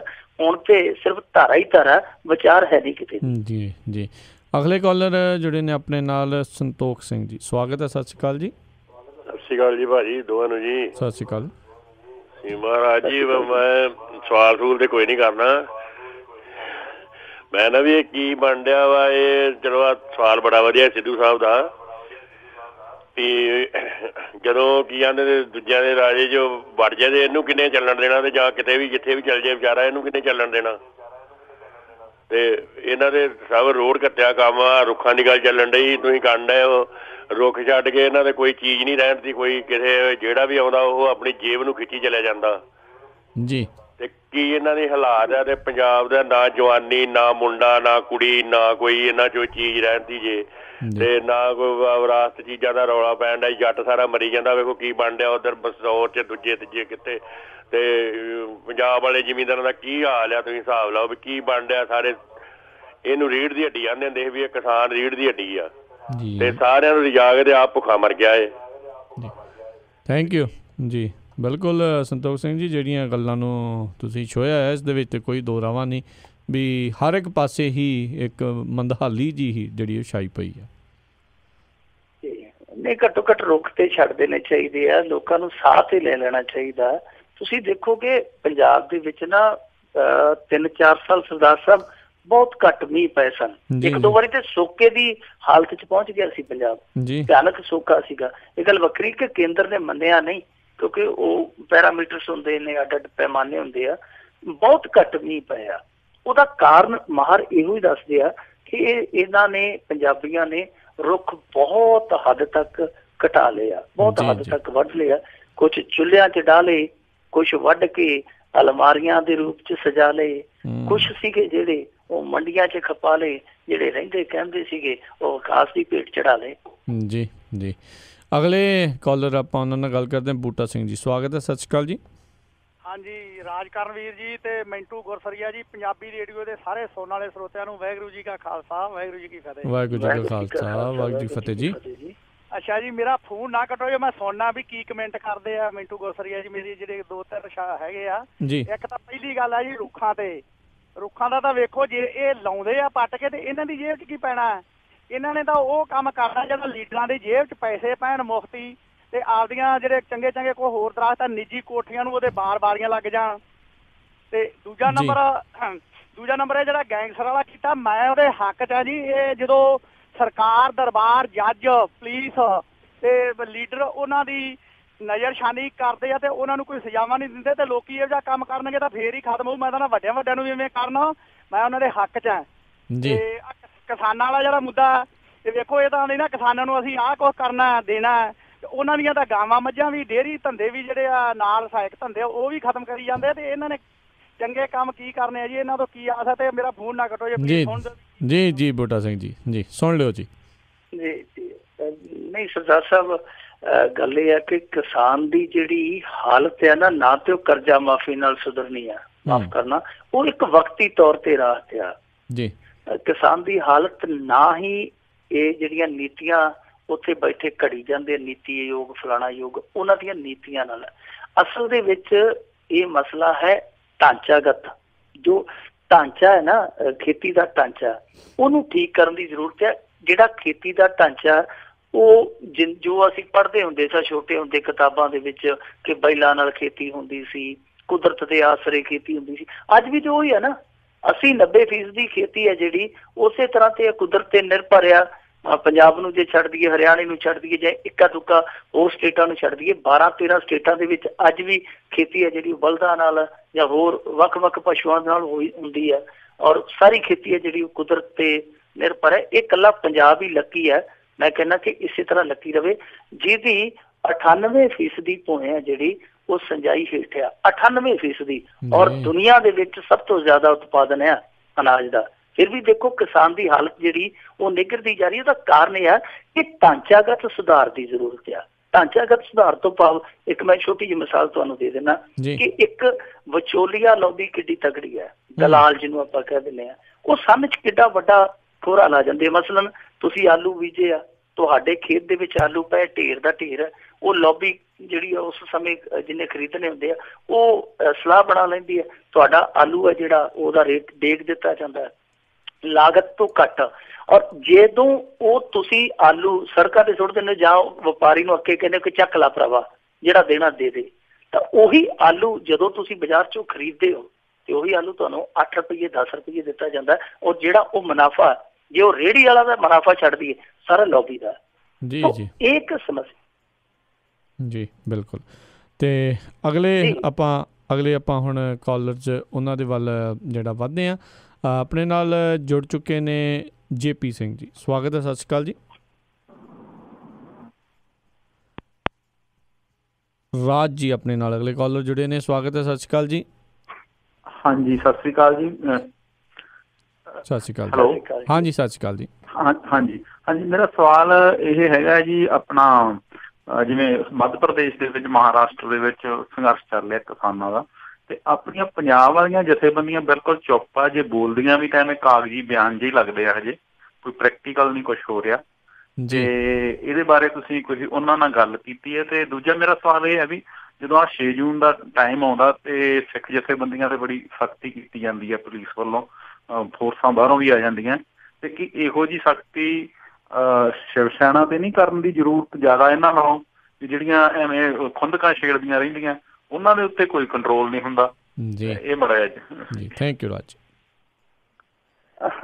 ਆ ਦੇਖੋ ਜਿਹੜੇ ਸ਼ਿਵ ਸੈਨਾ ਵਾਲੇ ਆ ਨਾ, ਇਹਨਾਂ ਨੂੰ ਤੇ ਬਹੁਤਾ ਜ਼ਿਆਦਾ ਮੇਰੇ ਖਿਆਲ ਦੇ ਨਾਲ ਨਾ ਮੁੱਲ ਦੇਣ ਦੀ ਲੋੜ ਹੀ ਨਹੀਂ ਜੀ। ਇਹਨਾਂ ਦਾ ਕੰਮ, ਇਹਨਾਂ ਦਾ ਸੀਜ਼ਨ ਹੁੰਦਾ 2-4 ਦਿਨ ਦਾ ਸੀਜ਼ਨ ਲਾਉਣਾ ਹੁੰਦਾ, ਮੁੜ ਕੇ ਇਹਨਾਂ ਦੇ 4-5 ਮਹੀਨੇ ਸੌਖੇ ਨਿਕਲ ਜਾਂਦੇ, ਖਰਚਾ ਵਰਚਾ ਮਿਲ ਜਾਂਦਾ ਕਿਸੇ ਪਾਸਿਓਂ, ਹੋਰ ਕੱਖ ਨਹੀਂ ਹੈ। ਨਾ ਇਹਨਾਂ ਦਾ ਕੋਈ ਵਜੂਦ ਆ। ਇਹ 3-4 ਧੜੇ ਆ, ਕੋਈ ਫਗਵਾੜੇ ਆ, ਕੋਈ ਲੁਧਿਆਣੇ ਆ, ਕੋਈ ਪਟਿਆਲੇ ਬੈਠਾ, ਪਟਿਆਲੇ ਵਾਲਾ ਜਿਹੜਾ ਉਹਦੇ ਤੇ 100 ਕਿਸਮ ਦੇ ਦੋਸ਼ ਲੱਗਦੇ ਆ, ਜਿਹੜਾ ਆਪਣੇ ਆਪ ਨੂੰ ਗਿਰੀ ਕਹਿੰਦਾ, ਗਿਰੀ ਮਹਾਰਾਜ ਪਤਾ ਨਹੀਂ ਕੀ ਉਹ ਕਹਿੰਦਾ ਆਪਣੇ ਆਪ ਨੂੰ। ਫਗਵਾੜੇ ਵਾਲਿਆਂ ਦਾ ਵੀ ਇਹੋ ਜਿਹਾ ਰਫੜ ਹੀ ਆ। ਉਹਨਾਂ ਦਾ ਕਦੇ ਕੋਈ ਬੰਦਾ ਤਸਕਰੀ 'ਚ ਫੜਿਆ ਜਾਂਦਾ, ਕਦੇ ਕੋਈ ਬੰਦਾ ਹੋਰ ਕੰਮਾਂ 'ਚ ਫੜਿਆ ਜਾਂਦਾ। ਲੁਧਿਆਣੇ ਵਾਲਿਆਂ ਨੇ ਵੀ ਉਹ ਕੀ ਕੀਤਾ ਸੀ, ਆਪਣੇ ਆਪ ਤੇ ਗੋਲੀ ਚਲਵਾ ਲਈ। ਜਲੰਧਰ ਵੀ ਇਹੋ ਜਿਹਾ ਖੇਖਣ ਕੀਤਾ। ਸੋ ਉਹਨਾਂ ਨੂੰ ਤੇ ਬਹੁਤਾ ਉਹ ਭਾ ਦੇਣ ਦੀ ਜ਼ਰੂਰਤ ਨਹੀਂ। ਉਹ ਕਦੇ ਉਹ ਵੱਟੇ ਮਾਰਤੇ, ਉਹ ਜਿਹੜੀ ਪਾਕਿਸਤਾਨ ਨੂੰ ਬੱਸ ਜਾਂਦੀ ਹੈ, ਪੁਤਲੇ ਫੂਕਤੇ, ਉਹਦਾ ਕਰਤਾ ਜੀ, ਉਹਦਾ ਕਰਤਾ। ਇਹ ਪੁਲਿਸ ਜਿਹੜੀ ਆ ਉਹ ਤੁਹਾਨੂੰ ਪਤਾ ਹੀ ਆ ਕਿ ਪੁਲਿਸ ਉਹ ਹਮੇਸ਼ਾ ਸਟੇਟ ਦਾ ਪੱਖ ਪੂਰਦੀ, ਔਰ ਸਟੇਟ ਹੈ ਜਿਹੜੀ ਉਹ ਇਸ ਤਰ੍ਹਾਂ ਦੀਆਂ ਜਥੇਬੰਦੀਆਂ ਦੀ ਪੁਸ਼ਤ ਪਨਾਹੀ ਕਰਦੀ ਹੈ, ਕੋਈ ਸ਼ੱਕ ਨਹੀਂ ਇਹਦੇ 'ਚ। ਪਰ ਉਹਨਾਂ ਨੂੰ ਮੇਰੇ ਖਿਆਲ ਦੇ ਨਾਲ ਜਿੰਨਾ ਇਗਨੋਰ ਕਰੋਗੇ ਚੰਗਾ, ਉਹਨਾਂ ਨੂੰ ਭਾ ਦੇਣ ਦੀ ਜ਼ਰੂਰਤ ਨਹੀਂ। ਜਿਹੜੀ ਗੱਲ ਤੁਸੀਂ ਦੂਜੀ ਕੀਤੀ ਹੈ ਕਿਸਾਨ ਸੰਘਰਸ਼ ਦੀ, ਉਹਦੇ ਲਈ ਮੈਂ ਤੁਹਾਨੂੰ ਦੱਸ ਦੇਵਾਂ, ਸਾਡੀਆਂ ਇੱਥੇ ਜਥੇਬੰਦੀਆਂ ਜਿਹੜੀਆਂ ਉਹ ਇੰਨੀਆਂ ਕੋਈ ਜਥੇਬੰਦੀਆਂ ਬਸ ਨਾਂ ਦਾ ਹੀ ਕਹਿ ਸਕਦੇ ਹਾਂ ਕਿ ਜਥੇਬੰਦ ਨੇ ਉਹ, ਬਾਕੀ ਉਹ ਖੰਡ ਹੋਏ ਪਏ ਆ, ਜਥੇਬੰਦ ਨਹੀਂ ਹੈ। ਫਿਰ ਵੀ ਹਰੇਕ ਬੰਦੇ ਦੀ ਜਿਹੜੀ ਆਪਦੀ ਜਥੇਬੰਦੀ ਆ ਉਹ ਆਪ ਦੀ ਬਣਾਉਣ ਦਾ ਉਹਨੂੰ ਹੱਕ ਆ। ਪਰ ਕੁਛ ਜਥੇਬੰਦੀਆਂ ਨੇ ਮੀਟਿੰਗਾਂ ਕੀਤੀਆਂ ਨੇ, ਕੁਛ ਬੰਦਿਆਂ ਨੇ ਇਹ ਵੀ ਅੱਜ ਐਲਾਨ ਕਰ ਦਿੱਤਾ ਕਿ ਅਸੀਂ ਉਸ ਸੰਘਰਸ਼ ਦੇ ਵਿੱਚ ਕੁੱਦਾਂਗੇ। ਔਰ ਰਾਜੇਵਾਲ ਸਾਹਿਬ ਕਹਿ ਰਹੇ ਸਨ, ਜਿਹੜੇ ਸਭ ਤੋਂ ਪੁਰਾਣੇ ਕਿਸਾਨ ਨੇਤਾ ਚੋਂ ਇੱਕ ਆ, ਉਹ ਕਹਿੰਦੇ ਸਨ ਕਿ ਸਾਡਾ ਡੈਲੀਗੇਸ਼ਨ ਹੈ ਜਿਹੜਾ ਕੱਲ ਦਿੱਲੀ ਜਾਣ ਡਿਆ, ਦਿੱਲੀ ਜਾਏਗਾ, ਅਸੀਂ ਉਹ ਜਿਹੜੀ ਉੱਥੇ ਸਰਬ ਭਾਰਤੀ ਇਹਨਾਂ ਦੀ ਮੀਟਿੰਗ ਹੋ ਰਹੀ ਆ ਉਹਦੇ 'ਚ ਜਾ ਕੇ ਫੈਸਲਾ ਕਰਾਂਗੇ, ਜਿਸ ਤਰ੍ਹਾਂ ਵੀ ਹੋਇਆ ਕਰਾਂਗੇ। ਤੇ ਮੇਰੇ ਖਿਆਲ ਦੇ ਨਾਲ ਆਉਣ ਵਾਲੇ ਦਿਨਾਂ 'ਚ ਸਰਦਾਰ ਸਾਹਿਬ ਇਹ ਦੇਸ਼ ਵਿਆਪੀ ਅੰਦੋਲਨ ਬਣ ਜਾਣਾ। ਬਣ ਕਿਉਂ ਜਾਣਾ? ਭਾਰਤੀ ਜਨਤਾ ਪਾਰਟੀ ਦੀ ਗਲਤੀ ਆ। ਇਹਨਾਂ ਨੇ ਸੁਪਨੇ ਹੀ ਇੰਨੇ ਵਧਾ ਕੇ ਵਿਖਾਏ, ਇੰਨੇ ਚੜਾ ਕੇ ਵਿਖਾਏ। ਹੁਣ ਜਦੋਂ ਸੁਪਨੇ ਟੁੱਟਦੇ, ਤੁਹਾਨੂੰ ਪਤਾ ਜਦੋਂ ਕਿਸੇ ਦੀ ਉਮੀਦ ਟੁੱਟਦੀ ਆ, ਸੁਪਨੇ ਟੁੱਟਦੇ ਆ, ਉਹਨੂੰ ਪੀੜ ਹੁੰਦੀ ਆ। ਪੀੜ ਦਾ ਫਿਰ ਜਦੋਂ ਅਸਰ ਵੱਸੋਂ ਬਾਹਰ ਹੋ ਜਾਂਦਾ ਤੇ ਉਹ ਫਿਰ ਕਈ ਵਾਰੀ ਜਨੂਨ ਵੀ ਬਣ ਜਾਂਦਾ। ਕਈ ਵਾਰੀ ਉਹ ਫਿਰ ਜਿਵੇਂ ਕਹਿੰਦੇ ਆ ਨਾ, ਉਰਦੂ ਦਾ ਇੱਕ ਮੁਹਾਵਰਾ ਤੰਗ ਆਮਦ ਜੰਗ ਆਮਦ, ਉਹ ਫਿਰ ਤੰਗ ਹਰਕਦਾ ਮਾਰਿਆ ਜਾਂ ਤੰਗ ਹੋਇਆ ਜੰਗ ਨੂੰ ਵੀ ਤੁਰ ਪੈਂਦਾ। ਸੋ ਮੈਨੂੰ ਲੱਗਦਾ ਕਿ ਇਹ ਅੰਦੋਲਨ ਜਿਵੇਂ ਤੁਸੀਂ ਕਿਹਾ, ਇਹ ਹੌਲੀ ਹੌਲੀ ਕੜੀਆਂ ਨੂੰ ਜੋੜ ਜਾਣਾ। ਜੀ ਜੀ ਜੀ। ਅਗਲੇ ਕਾਲਰ ਆਪਣੇ ਨਾਲ ਜੁੜੇ ਨੇ ਜਸਪਾਲ ਸਿੰਘ ਜੀ, ਸਵਾਗਤ ਹੈ। ਸਤਿ ਸ਼੍ਰੀ ਅਕਾਲ ਜੀ। ਸਤਿ ਸ਼੍ਰੀ ਅਕਾਲ ਜੀ ਸਾਰੇ ਸੁਣਨ ਵਾਲਿਆਂ ਨੂੰ, ਮਿੰਟੂ ਜੀ ਤੇ ਰਾਜਨ ਜੀ, ਸਾਰਿਆਂ ਨੂੰ ਵਾਹਿਗੁਰੂ ਜੀ ਕਾ ਖਾਲਸਾ ਵਾਹਿਗੁਰੂ ਜੀ ਕੀ ਫਤਿਹ ਜੀ। ਵਾਹਿਗੁਰੂ ਜੀ ਕਾ ਖਾਲਸਾ ਵਾਹਿਗੁਰੂ ਜੀ ਕੀ ਫਤਿਹ। ਵਾਹਿਗੁਰੂ ਜੀ ਕੀ ਫਤਿਹ। ਹਾਂਜੀ, ਮੇਰੀ ਮਿੰਟੂ ਜੀ ਇੱਕ ਤਾਂ ਹੈਗਾ ਜੀ ਕੁਐਸਚਨ ਹੈ ਕਿ ਆਪਣੇ ਪ੍ਰੋਫੈਸਰ ਦਵਿੰਦਰਪਾਲ ਸਿੰਘ ਜੀ ਭੁੱਲਰ ਹੋਣਾ ਬਾਰੇ ਦੱਸਿਓ, ਤੇ ਦੂਸਰਾ ਹੈਗਾ ਜੀ ਕਿ ਤੁਹਾਡਾ ਥੋੜਾ ਵਿਸਤਾਰ ਨਾਲ ਦੱਸੋ ਕਿ ਤੁਸੀਂ ਸਮਾਜ ਵਿਚਰਦੇ ਆ ਤੇ ਕਾਫੀ ਸੂਝਵਾਨ ਪੱਤਰਕਾਰ ਹੋ, ਤੇ ਤੁਹਾਡਾ ਖਾਲਿਸਤਾਨ ਬਾਰੇ ਕੀ ਵਿਚਾਰ ਹੈ ਜੀ? ਥੈਂਕ ਯੂ ਜੀ, ਮੈਂ ਸੁਣਦਾ ਜੀ। Thank you. ਦੇਖੋ ਜੀ, ਮੈਂ ਇਸ ਚੀਜ਼ ਬਾਰੇ ਕੋਈ ਜੋ ਵਿਚਾਰ ਰੱਖਦਾ ਉਹ ਮੇਰਾ ਆਪਣਾ ਸੀਮਤ ਹੀ ਰਹਿਣ ਦਿਓ ਕਿ ਮੈਂ ਕਿਸ ਵਿਚਾਰਧਾਰਾ ਨੂੰ ਫੋਲੋ ਕਰਦਾ, ਕਿਸ ਵਿਚਾਰਧਾਰਾ ਦਾ ਮੈਂ ਪਾਉਂਦੀ ਹਾਂ, ਕਿਉਂਕਿ ਮੈਂ ਹਰੇਕ ਵਿਚਾਰਧਾਰਾ ਨੂੰ ਪੜ੍ਹਨ ਦੀ ਕੋਸ਼ਿਸ਼ ਕਰਦਾ ਪਿਆ, ਕਿਉਂਕਿ ਮੇਰੀ ਕੋਈ ਬਹੁਤੀ ਜ਼ਿਆਦਾ ਉਮਰ ਨਹੀਂ, ਨਾ ਮੇਰਾ ਕੋਈ ਪੱਤਰਕਾਰੀ ਦਾ ਤਜਰਬਾ। ਕੋਸ਼ਿਸ਼ ਕਰਦਾ ਪਿਆ ਕਿ ਵੇਖਾਂ ਕਿਹੜੀ ਵਿਚਾਰਧਾਰਾ ਕਿੱਥੇ ਖੜੀ ਹੈ, ਉਹਦਾ ਸਿਧਾਂਤ ਕੀ ਹੈ, ਉਹਦਾ ਇਤਿਹਾਸ ਕੀ ਹੈ। ਹਾਲੇ ਮੇਰੀ ਉਮਰ ਇਹਨਾਂ ਵਿਚਾਰਧਾਰਾਵਾਂ ਨੂੰ ਜਾਣਨ ਦੀ ਹੈ, ਪਰਖਣ ਦੀ ਹੈ, ਨਾ ਕਿ ਫੈਸਲੇ ਲੈਣ ਤੇ ਫੈਸਲੇ ਸੁਣਾਉਣ ਦੀ ਹੈ। ਬਾਕੀ ਇਹ ਤੁਹਾਡਾ ਵਡੱਪਣ ਤੁਸੀਂ ਪੁੱਛ ਲਿਆ, ਪਰ ਮੇਰੇ ਖਿਆਲ ਦੇ ਨਾਲ ਜੋ ਕੋਈ ਮੰਨਦਾ, ਕਿਸੇ ਨੂੰ ਮੰਨਦਾ, ਕਿਸੇ ਵਿਚਾਰਧਾਰਾ ਨੂੰ ਮੰਨੀ ਜਾਵੇ। ਤੁਸੀਂ ਆਪਣੀ ਥਾਂ ਤੇ ਸਹੀ ਹੋ, ਮੈਂ ਆਪਣੀ ਥਾਂ ਤੇ ਸਹੀ ਹੋ ਸਕਦਾ, ਪਰ ਮੈਂ ਜਿੱਥੋਂ ਤੱਕ ਆਪਣੇ ਦਿਲ ਦੀ ਗੱਲ ਕਹਾਂ ਤਾਂ ਮੇਰੇ ਦਿਲ ਦੀ ਗੱਲ ਇਹੋ ਹੀ ਹੈ ਕਿ ਹਾਲੇ ਮੇਰਾ ਸੋਚਣ, ਮੇਰਾ ਸਮਝਣ, ਪਰਖਣ ਦਾ ਸਮਾਂ, ਨਾ ਕਿ ਇਸ ਤਰ੍ਹਾਂ ਦੀ ਜੱਜਮੈਂਟ ਦੇਣ ਦਾ ਸਮਾਂ। ਦੂਜਾ ਸਵਾਲ ਇਹਨਾਂ ਨੇ ਕੀਤਾ ਸੀਗਾ ਦਵਿੰਦਰਪਾਲ ਸਿੰਘ ਭੁੱਲਰ ਜੀ। ਦਵਿੰਦਰਪਾਲ ਸਿੰਘ ਭੁੱਲਰ ਹੋਰੀ ਹੈ ਜਿਹੜੇ, ਉਹ ਹੁਣੇ ਛੁੱਟੀ ਕੱਟ ਕੇ ਗਏ ਇੱਕ, ਮੇਰੇ ਖਿਆਲ ਦੇ ਨਾਲ ਥੋੜੇ ਦਿਨ ਹੀ ਹੋਇਆ। ਉਹ ਹੁਣ ਰੈਗੂਲਰ ਪੈਰੋਲ ਤੇ ਆ ਜਾਂਦੇ, ਉਹ ਇੱਕ ਬਹੁਤ ਵੱਡੀ ਰਾਹਤ ਆ। ਜਦੋਂ ਕੈਦੀ ਦੀ ਰੈਗੂਲਰ ਪੈਰੋਲ ਚੱਲ ਪੈਂਦੀ ਆ, ਉਹਦੇ ਚ ਕੀ ਹੁੰਦਾ ਕਿ ਸਾਲ ਦੇ ਵਿੱਚ ਕਈ 2 ਛੁੱਟੀਆਂ ਤੇ ਤੁਹਾਨੂੰ ਪੱਕੀਆਂ ਮਿਲਣੀਆਂ 42 ਦਿਨ ਦੀਆਂ। ਇਸ ਤੋਂ ਇਲਾਵਾ ਘਰ ਚ ਮੰਨ ਲਓ ਕੋਈ ਖੁਸ਼ੀ ਗਮੀ ਆ ਤਾਂ ਉਹ ਤੁਹਾਨੂੰ 10-10, 15-15 ਦਿਨ ਦੀ ਛੁੱਟੀ ਵੱਖਰੀ ਮਿਲ ਜਾਂਦੀ ਹੈ। ਇਹਦਾ ਮਤਲਬ ਹੈ ਰੈਗੂਲਰ ਪੈਰੋਲ ਉਹਨਾਂ ਦੀ ਜੇ ਚੱਲ ਪਈ ਆ ਤੇ ਤੁਸੀਂ ਆਪ ਅੰਦਾਜ਼ਾ ਲਾ ਲਓ ਕਿ 2-3 ਮਹੀਨੇ ਉਹਨਾਂ ਨੂੰ ਅੰਦਰ ਲਾਉਣੇ ਪੈਣਗੇ। 2-3 ਮਹੀਨਿਆਂ ਬਾਅਦ ਉਹਨੇ ਚ ਉਹਨਾਂ ਦੀ ਪੈਰੋਲ ਜਿਹੜੀ ਹੱਕ ਦੀ ਛੁੱਟੀ ਆ ਉਹ ਉਹਨਾਂ ਨੂੰ ਮਿਲ ਜਾਇਆ ਕਰੇਗੀ। ਸੋ ਇੱਕ ਬਹੁਤ ਵੱਡੀ ਰਾਹਤ ਹੈ ਕਿ ਪੰਜਾਬ ਦੀ ਜੇਲ੍ਹ ਚ ਆ ਕੇ। ਦੂਜਾ ਹੈ ਰੈਗੂਲਰ ਪੈਰੋਲ ਉਹਨਾਂ ਦੀ ਚੱਲ ਪਈ। ਉਂਝ ਜੇ ਉਸ ਬੰਦੇ ਨੂੰ ਹੁਣ ਰਿਹਾਅ ਕਰ ਦਿੱਤਾ ਜਾਵੇ ਤੇ ਮੇਰੇ ਖਿਆਲ ਦੇ ਨਾਲ ਠੀਕ ਹੋਏਗਾ, ਕਿਉਂਕਿ ਇਸ ਸਮੇਂ ਜਿਸ ਸਥਿਤੀ ਦੇ ਵਿੱਚ ਖਾਸ ਤੌਰ ਤੇ ਉਹ ਜਿਸ ਮਾਨਸਿਕ ਸਥਿਤੀ ਚੋਂ ਗੁਜ਼ਰਿਆ ਇਨਸਾਨ, ਉਹ ਬਹੁਤ ਕਸ਼ਟਦਾਇਕ ਆ। ਇੰਨਾ ਲੰਮਾ ਸਮਾਂ ਫਾਂਸੀ ਕੋਠੀ ਚ ਬੰਦ ਰਹਿਣਾ, ਕੋਈ ਵੀ ਬੰਦਾ ਜਿਹੜਾ ਟੁੱਟ ਸਕਦਾ ਮਾਨਸਿਕ ਤੌਰ ਤੇ, ਮਾਨਸਿਕ ਅਵਸਥਾ ਉਹਨਾਂ ਦੀ ਠੀਕ ਨਹੀਂ ਅੱਜ ਕੱਲ੍ਹ। ਜੀ ਜੀ ਜੀ। ਤੇ ਮਿੰਟੂ ਜੀ, ਇੱਕ ਆਪਣੀ ਛੋਟੀ ਜਿਹੀ ਬ੍ਰੇਕ ਦਾ ਹੋਰ ਵੇਲਾ ਹੋ ਚੁੱਕਾ, ਬ੍ਰੇਕ ਲਵਾਂਗੇ। ਬ੍ਰੇਕ ਤੋਂ ਬਾਅਦ ਉਪਰੰਤ ਆਪਾਂ ਫਿਰ ਮੁੜ ਵਾਪਸ ਆਵਾਂਗੇ। ਜਿਹੜੇ ਸਰੋਤੇ ਹੋਲਡ ਤੇ ਆ, ਇੱਦਾਂ ਹੀ ਹੋਲਡ ਤੇ ਬਣੇ ਰਹੋ। ਨੰਬਰ ਹੈਗਾ ਕਾਲ ਕਰਨ ਦੇ ਲਈ 408 272 5200। ਇੱਕ ਛੋਟੀ ਜਿਹੀ ਬ੍ਰੇਕ ਤੇ ਮੁੜ ਵਾਪਸ ਹਾਜ਼ਰ ਹੁੰਦੇ ਹਾਂ।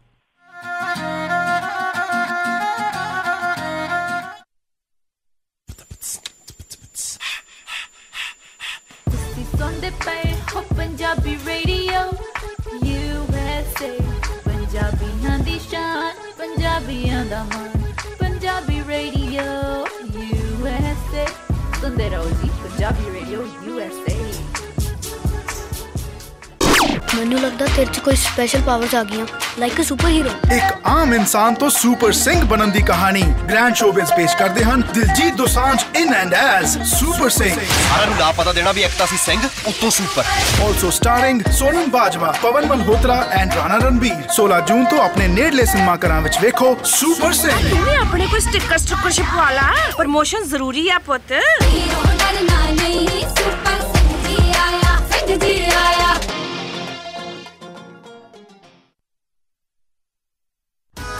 BJ's Gears ਪਿਛਲੇ 25 ਸਾਲਾਂ ਤੋਂ ਸੇਮ ਜਗ੍ਹਾ ਦੇ ਉੱਤੇ 501 ਗਲਾਈਡ ਐਵੀਨਿਊ ਵੈਸਟ ਸੈਕਰਾਮੈਂਟੋ ਵਿਖੇ ਟਰੱਕ ਟ੍ਰੇਲਰ ਦੀ ਰਿਪੇਅਰ ਕਰ ਰਹੇ ਹਨ। ਇਹਨਾਂ ਦੇ ਕੋਲੋਂ 2012 ਦੇ ਵੋਲਵੋ ਟਰੱਕ ਸੇਲ ਤੇ ਲੱਗੇ ਹਨ। ਇਹ ਇੱਕ ਕੰਪਲੀਟ ਗੇਅਰ ਸ਼ਾਪ ਹੈ। ਹਰ ਤਰ੍ਹਾਂ ਦੀ ਟਰਾਂਸਮਿਸ਼ਨ 5 ਸਪੀਡ ਤੋਂ 18 ਸਪੀਡ ਰੀਬਿਲਡ ਲੈ ਸਕਦੇ ਹੋ। ਰੌਕਵੈਲ ਈਟਨ ਸਪਾਈਸਰ ਦੇ ਰੀਅਰ ਐਂਡ ਰੀਬਿਲਡ ਵੀ ਮਿਲਦੇ ਹਨ। ਹਰ ਤਰ੍ਹਾਂ ਦਾ ਯੂਜ਼ਡ ਟਰੱਕ ਪਾਰਟ ਇਹਨਾਂ ਦੇ ਕੋਲ ਮੌਜੂਦ ਹੈ। Engine, radiator, hood, differential, slider, drive line, axle shaft, fuel tank, ਇਹ ਹਰ ਇੱਕ ਚੀਜ਼ ਇਹਨਾਂ ਦੇ ਕੋਲੋਂ ਤੁਸੀਂ ਲੈ ਸਕਦੇ ਹੋ ਤੇ ਹਮੇਸ਼ਾ ਸਟਾਕ ਦੇ ਵਿੱਚ ਹੁੰਦੀ ਹੈ। ਤੁਸੀਂ ਵੀ ਟਰੱਕ ਜਾਂ ਟ੍ਰੇਲਰ ਦਾ ਕੋਈ ਪਾਰਟ ਲੈਣਾ ਹੈ ਤਾਂ ਹਮੇਸ਼ਾ ਯਾਦ ਰੱਖੋ ਵੈਸਟ ਸੈਕਰਾਮੈਂਟੋ ਵਾਲੇ BJ's Gears, ਨੰਬਰ 916 372 3518 916 372 3518। ਸੈਕਰਾਮੈਂਟੋ ਅਤੇ ਉਸਦੇ ਨਜ਼ਦੀਕੀ ਇਲਾਕਿਆਂ ਦੇ ਵਿੱਚ 24 ਆਵਰ ਟੋਇੰਗ ਅਵੇਲੇਬਲ। ਇਸ ਮੌਕੇ ਇਹਨਾਂ ਦੇ ਕੋਲ ਸੇਲ ਦੇ ਲਈ ਇਨਡੰਪ ਟਰੱਕਸ ਅਤੇ 10 ਵੀਲਰਸ ਮੌਜੂਦ ਹਨ।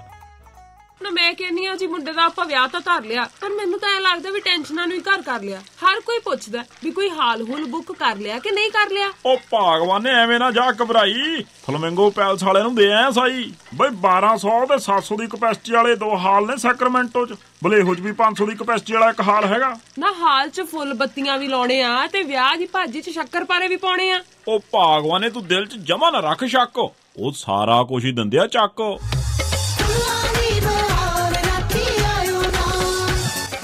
ਫਲੇਮਿੰਗੋ ਪੈਲੇਸ ਵਾਲਿਆਂ ਕੋਲ ਆਪਣਾ ਫੰਕਸ਼ਨ ਬੁੱਕ ਕਰਾਓ ਤੇ ਟੈਨਸ਼ਨ ਫ੍ਰੀ ਹੋ ਕੇ ਪ੍ਰਾਹੁਣਿਆਂ ਵਾਂਗੂ ਆਓ। ਉਹ ਦਿੰਦੇ ਨੇ ਪੂਰੇ ਕੈਲੀਫੋਰਨੀਆ ਚ ਕੇਟਰਿੰਗ ਦੀ ਸਰਵਿਸ, ਡੈਕੋਰੇਸ਼ਨ, ਡੀਜੇ, ਫੁੱਲ ਬਾਰ, ਭਾਜੀ ਤੇ ਮਠਿਆਈ ਦਾ ਪ੍ਰਬੰਧ ਵੀ ਕਰਦੇ ਨੇ।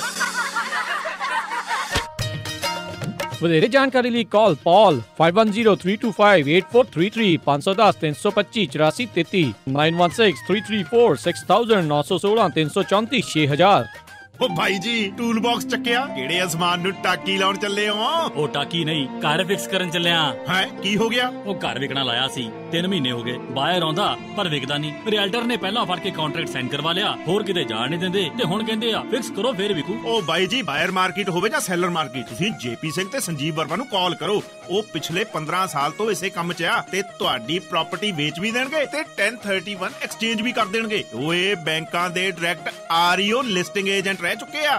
ਜੇ ਤੁਸੀਂ ਵੀ ਬੇ ਏਰੀਆ, ਸੈਨ ਹੋਜ਼ੇ, ਫ੍ਰੀਮੌਂਟ, ਹੇਵਰਡ ਜਾਂ ਫਿਰ ਸੈਕਰਾਮੈਂਟੋ ਤੱਕ ਚਾਹੁੰਦੇ ਹੋ ਆਪਣੀ ਪ੍ਰਾਪਰਟੀ ਵੇਚਣਾ ਜਾਂ ਖਰੀਦਣਾ, you can count on the professionalism of JP Singh and Sanjeev Verma's team. 650-273-0477 and 916-320-8820 and elitenorcalteam.com. ਸਮਝਦਾਰੀ ਵਿਖਾਓਗੇ ਤਾਂ ਹੀ ਜਾਇਦਾਦ ਵਧਾਓਗੇ। JP's BRE license 01374632, NMLS ID 333264, Sanjeev BRE license 01450573, NMLS ID 291587। ਕੀ ਗੱਲ ਮਨਜੀਤ ਜੀ ਬੜੀ ਅਪਸੈਟ ਲੱਗਦੇ ਹੋ? ਬੜੀ ਪਰੇਸ਼ਾਨ ਆ ਵੀਰ ਜੀ, ਲੱਤਾਂ ਸੁੱਜ ਜਾਂਦੀਆਂ ਨੇ, ਦੁਖਦੀਆਂ ਨੇ, ਥਕਾਵਟ, ਖਾਰਸ਼, ਜਲਨ, ਦਰਦ ਤਾਂ ਕਰਕੇ ਤਾਂ ਸ਼ਾਮ ਨੂੰ ਸੈਰ ਵੀ ਨਹੀਂ ਕਰ ਹੁੰਦੀ। ਸਮਝ ਨਹੀਂ ਆਉਂਦੀ ਕੀ ਕਰਾਂ। ਤੁਹਾਨੂੰ ਜਾਣਾ ਚਾਹੀਦਾ ਇੰਟਰਮੈਡ ਵੇਨ ਕਲੀਨਿਕ ਤੇ। ਉਹ ਲੈਗਸ ਤੇ ਵੇਨਸ ਦਾ ਹੀ ਟ੍ਰੀਟਮੈਂਟ ਕਰਦੇ ਨੇ। ਮੇਰੀ ਆਪਣੀ ਸਿਸਟਰ ਨੇ ਉਹਨਾਂ ਕੋਲੋਂ ਇਲਾਜ ਕਰਵਾਇਆ। ਪਰ ਮੇਰੀ ਅੰਗਰੇਜ਼ੀ ਵਧੀਆ ਨਹੀਂ। ਉਹ ਛੱਡੋ ਭੈਣ ਜੀ, ਉਹ ਆਪ ਪੰਜਾਬੀ ਬੋਲਦੇ ਨੇ। ਕੌਣ ਨੇ ਡਾਕਟਰ ਸਾਹਿਬ? ਡਾਕਟਰ ਲਾਰੈਂਸ ਮਿਲਨੇ ਆ ਉਹਨਾਂ ਦਾ ਨਾਮ। 25 ਸਾਲ ਤੋਂ ਜ਼ਿਆਦਾ ਦਾ ਐਕਸਪੀਰੀਅੰਸ ਹੈ ਉਹਨਾਂ ਨੂੰ ਵੇਨਸ ਦੇ ਟ੍ਰੀਟਮੈਂਟ 'ਚ ਤੇ ਉਹਨਾਂ ਦਾ ਟ੍ਰੀਟਮੈਂਟ ਬੜਾ ਹੀ ਇਫੈਕਟਿਵ ਤੇ ਪੇਨਲੈਸ ਹੈ ਤੇ ਉਹ ਚੰਦ ਕੋਨਾ ਡਾਕਟਰਸ ਦੇ ਵਿੱਚੋਂ ਨੇ ਜਿਹੜੇ ਵੇਨਸ ਦਾ ਟ੍ਰੀਟਮੈਂਟ ਬਿਨਾਂ ਸਰਜਰੀ ਦੇ ਕਰਦੇ ਨੇ। ਇੰਸ਼ੋਰੈਂਸ ਦਾ ਕੀ? ਸਾਰੀ ਤਰ੍ਹਾਂ ਦੀਆਂ ਪ੍ਰਾਈਵੇਟ ਇੰਸ਼ੋਰੈਂਸ ਐਕਸੈਪਟ ਕਰਦੇ ਨੇ, ਜਿਵੇਂ ਮੈਡੀਕੇਅਰ, ਕਵਰਡ ਕੈਲੀਫੋਰਨੀਆ, ਮੈਡੀਕਲ, ਹੋਰ ਬਹੁਤ ਸਾਰੀਆਂ। ਤੇ ਤੁਹਾਡੀ ਸਿਸਟਰ ਦਾ ਕੀ ਹਾਲ ਹੈ ਹੁਣ ਇਲਾਜ ਤੋਂ ਬਾਅਦ? ਓ ਬਹੁਤ ਵਧੀਆ, ਉਹਦੀ ਪੇਨ ਤਾਂ ਬਿਲਕੁਲ ਹੀ ਖਤਮ ਹੋ ਗਈ। ਮੈਂ ਤਾਂ ਤੁਹਾਨੂੰ ਵੀ ਤੇ ਬਾਕੀ ਸਭ ਨੂੰ ਇਹੀ ਸਲਾਹ ਦਿੰਦਾ ਕਿ ਜਿਹਨੂੰ ਵੀ ਲੱਤਾਂ 'ਚ ਦਰਦ ਹੈ, ਵੈਰੀਕੋਸ ਵੇਨਸ ਨੇ, ਅਲਸਰ ਹੈ, ਕ੍ਰੈਂਪਸ ਨੇ, ਅੱਜ ਹੀ ਕਾਲ ਕਰੋ ਇੰਟਰਮੈਡ ਵੇਨ ਕਲੀਨਿਕ ਤੇ 530 434 7777।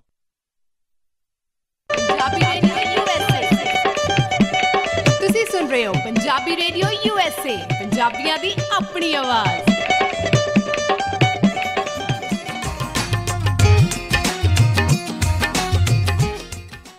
ਪੰਜਾਬੀ ਰੇਡੀਓ USA ਸੁਣ ਰਹੇ ਸਾਰੇ ਹੀ ਸਰੋਤਿਆਂ ਨੂੰ ਇੱਕ ਵਾਰੀ ਫੇਰ ਨਿੱਘੀ ਜੀ ਆਇਆਂ ਨੂੰ ਸਵਾਗਤ ਹੈ। ਮਿੰਟੂ ਜੀ ਸਵਾਗਤ ਹੈ, ਸਤਿ ਸ਼੍ਰੀ ਅਕਾਲ ਜੀ।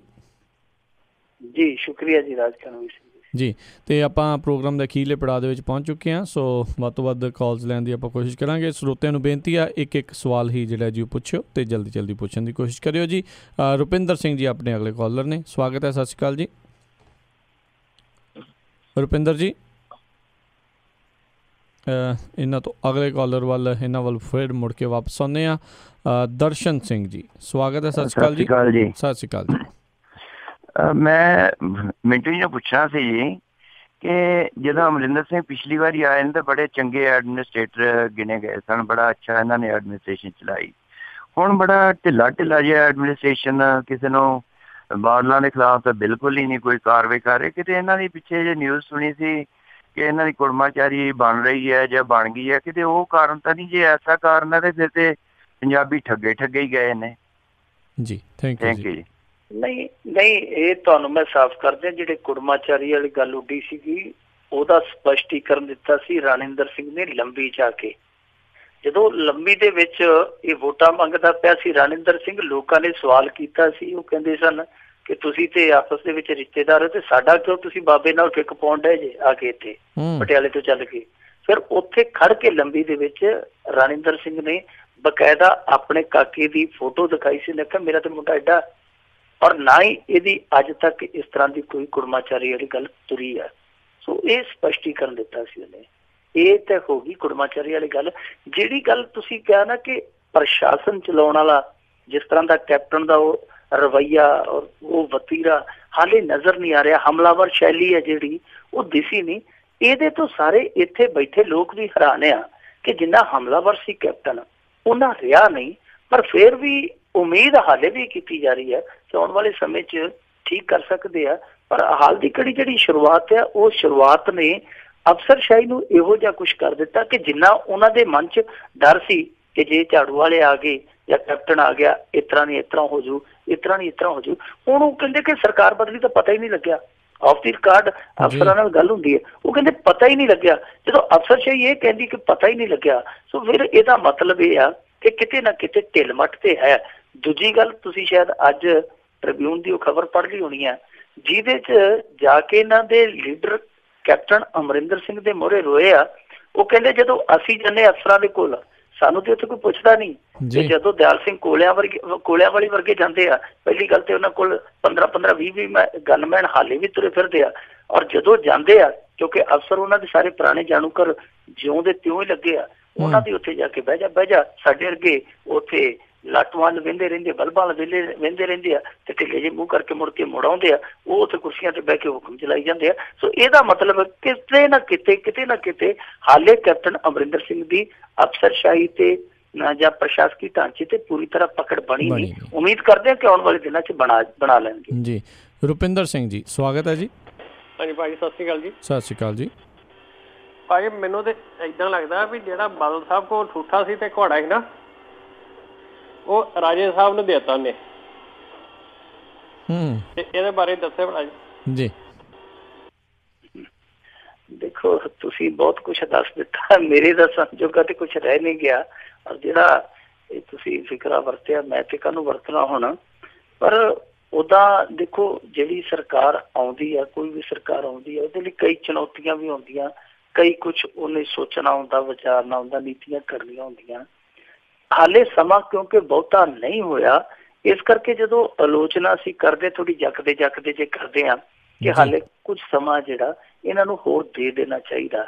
ਪਰ ਜਿੰਨੀ ਕੁ ਕਾਰਗੁਜ਼ਾਰੀ ਵੇਖੀ ਹੈ ਉਹਨੂੰ ਰਲਵਾ ਮਿਲਵਾ ਕਹਿ ਸਕਦੇ ਹਾਂ। ਤੇ ਰਲਵਾ ਮਿਲਵਾ ਉਹ ਸਾਡੇ ਸਾਹਮਣੇ ਸਿਨੈਰੀਓ ਬਣਦਾ ਜਿਹਦੇ 'ਚ ਬਹੁਤ ਕੁਛ ਹੈ ਜਿਹੜਾ ਉਹ ਨੈਗੇਟਿਵ ਹੀ ਹੋਇਆ ਆਸ ਦੇ ਮੁਤਾਬਕ, ਤੇ ਥੋੜਾ ਜਿਹਾ ਕੁਛ ਹੈ ਜਿਹੜਾ ਪੋਜ਼ਿਟਿਵ ਹੋਇਆ ਰਲਵਾ ਮਿਲਵਾ। ਕੁਛ ਚੰਗੀਆਂ ਚੀਜ਼ਾਂ ਵੀ ਵਾਪਰੀਆਂ ਨੇ, ਕੁਛ ਇਹੋ ਜਿਹੀਆਂ ਚੀਜ਼ਾਂ ਵਾਪਰੀਆਂ ਨੇ ਜਿਨ੍ਹਾਂ ਨੇ ਲੋਕਾਂ ਦੀ ਉਮੀਦ ਨੂੰ ਗਰੀਬ ਕੀਤਾ, ਕੰਗਾਲ ਕੀਤਾ, ਜਿਨ੍ਹਾਂ ਨੇ ਬਹੁਤ ਸਾਰੀ ਉਮੀਦ ਲਾਈ ਸੀਗੀ।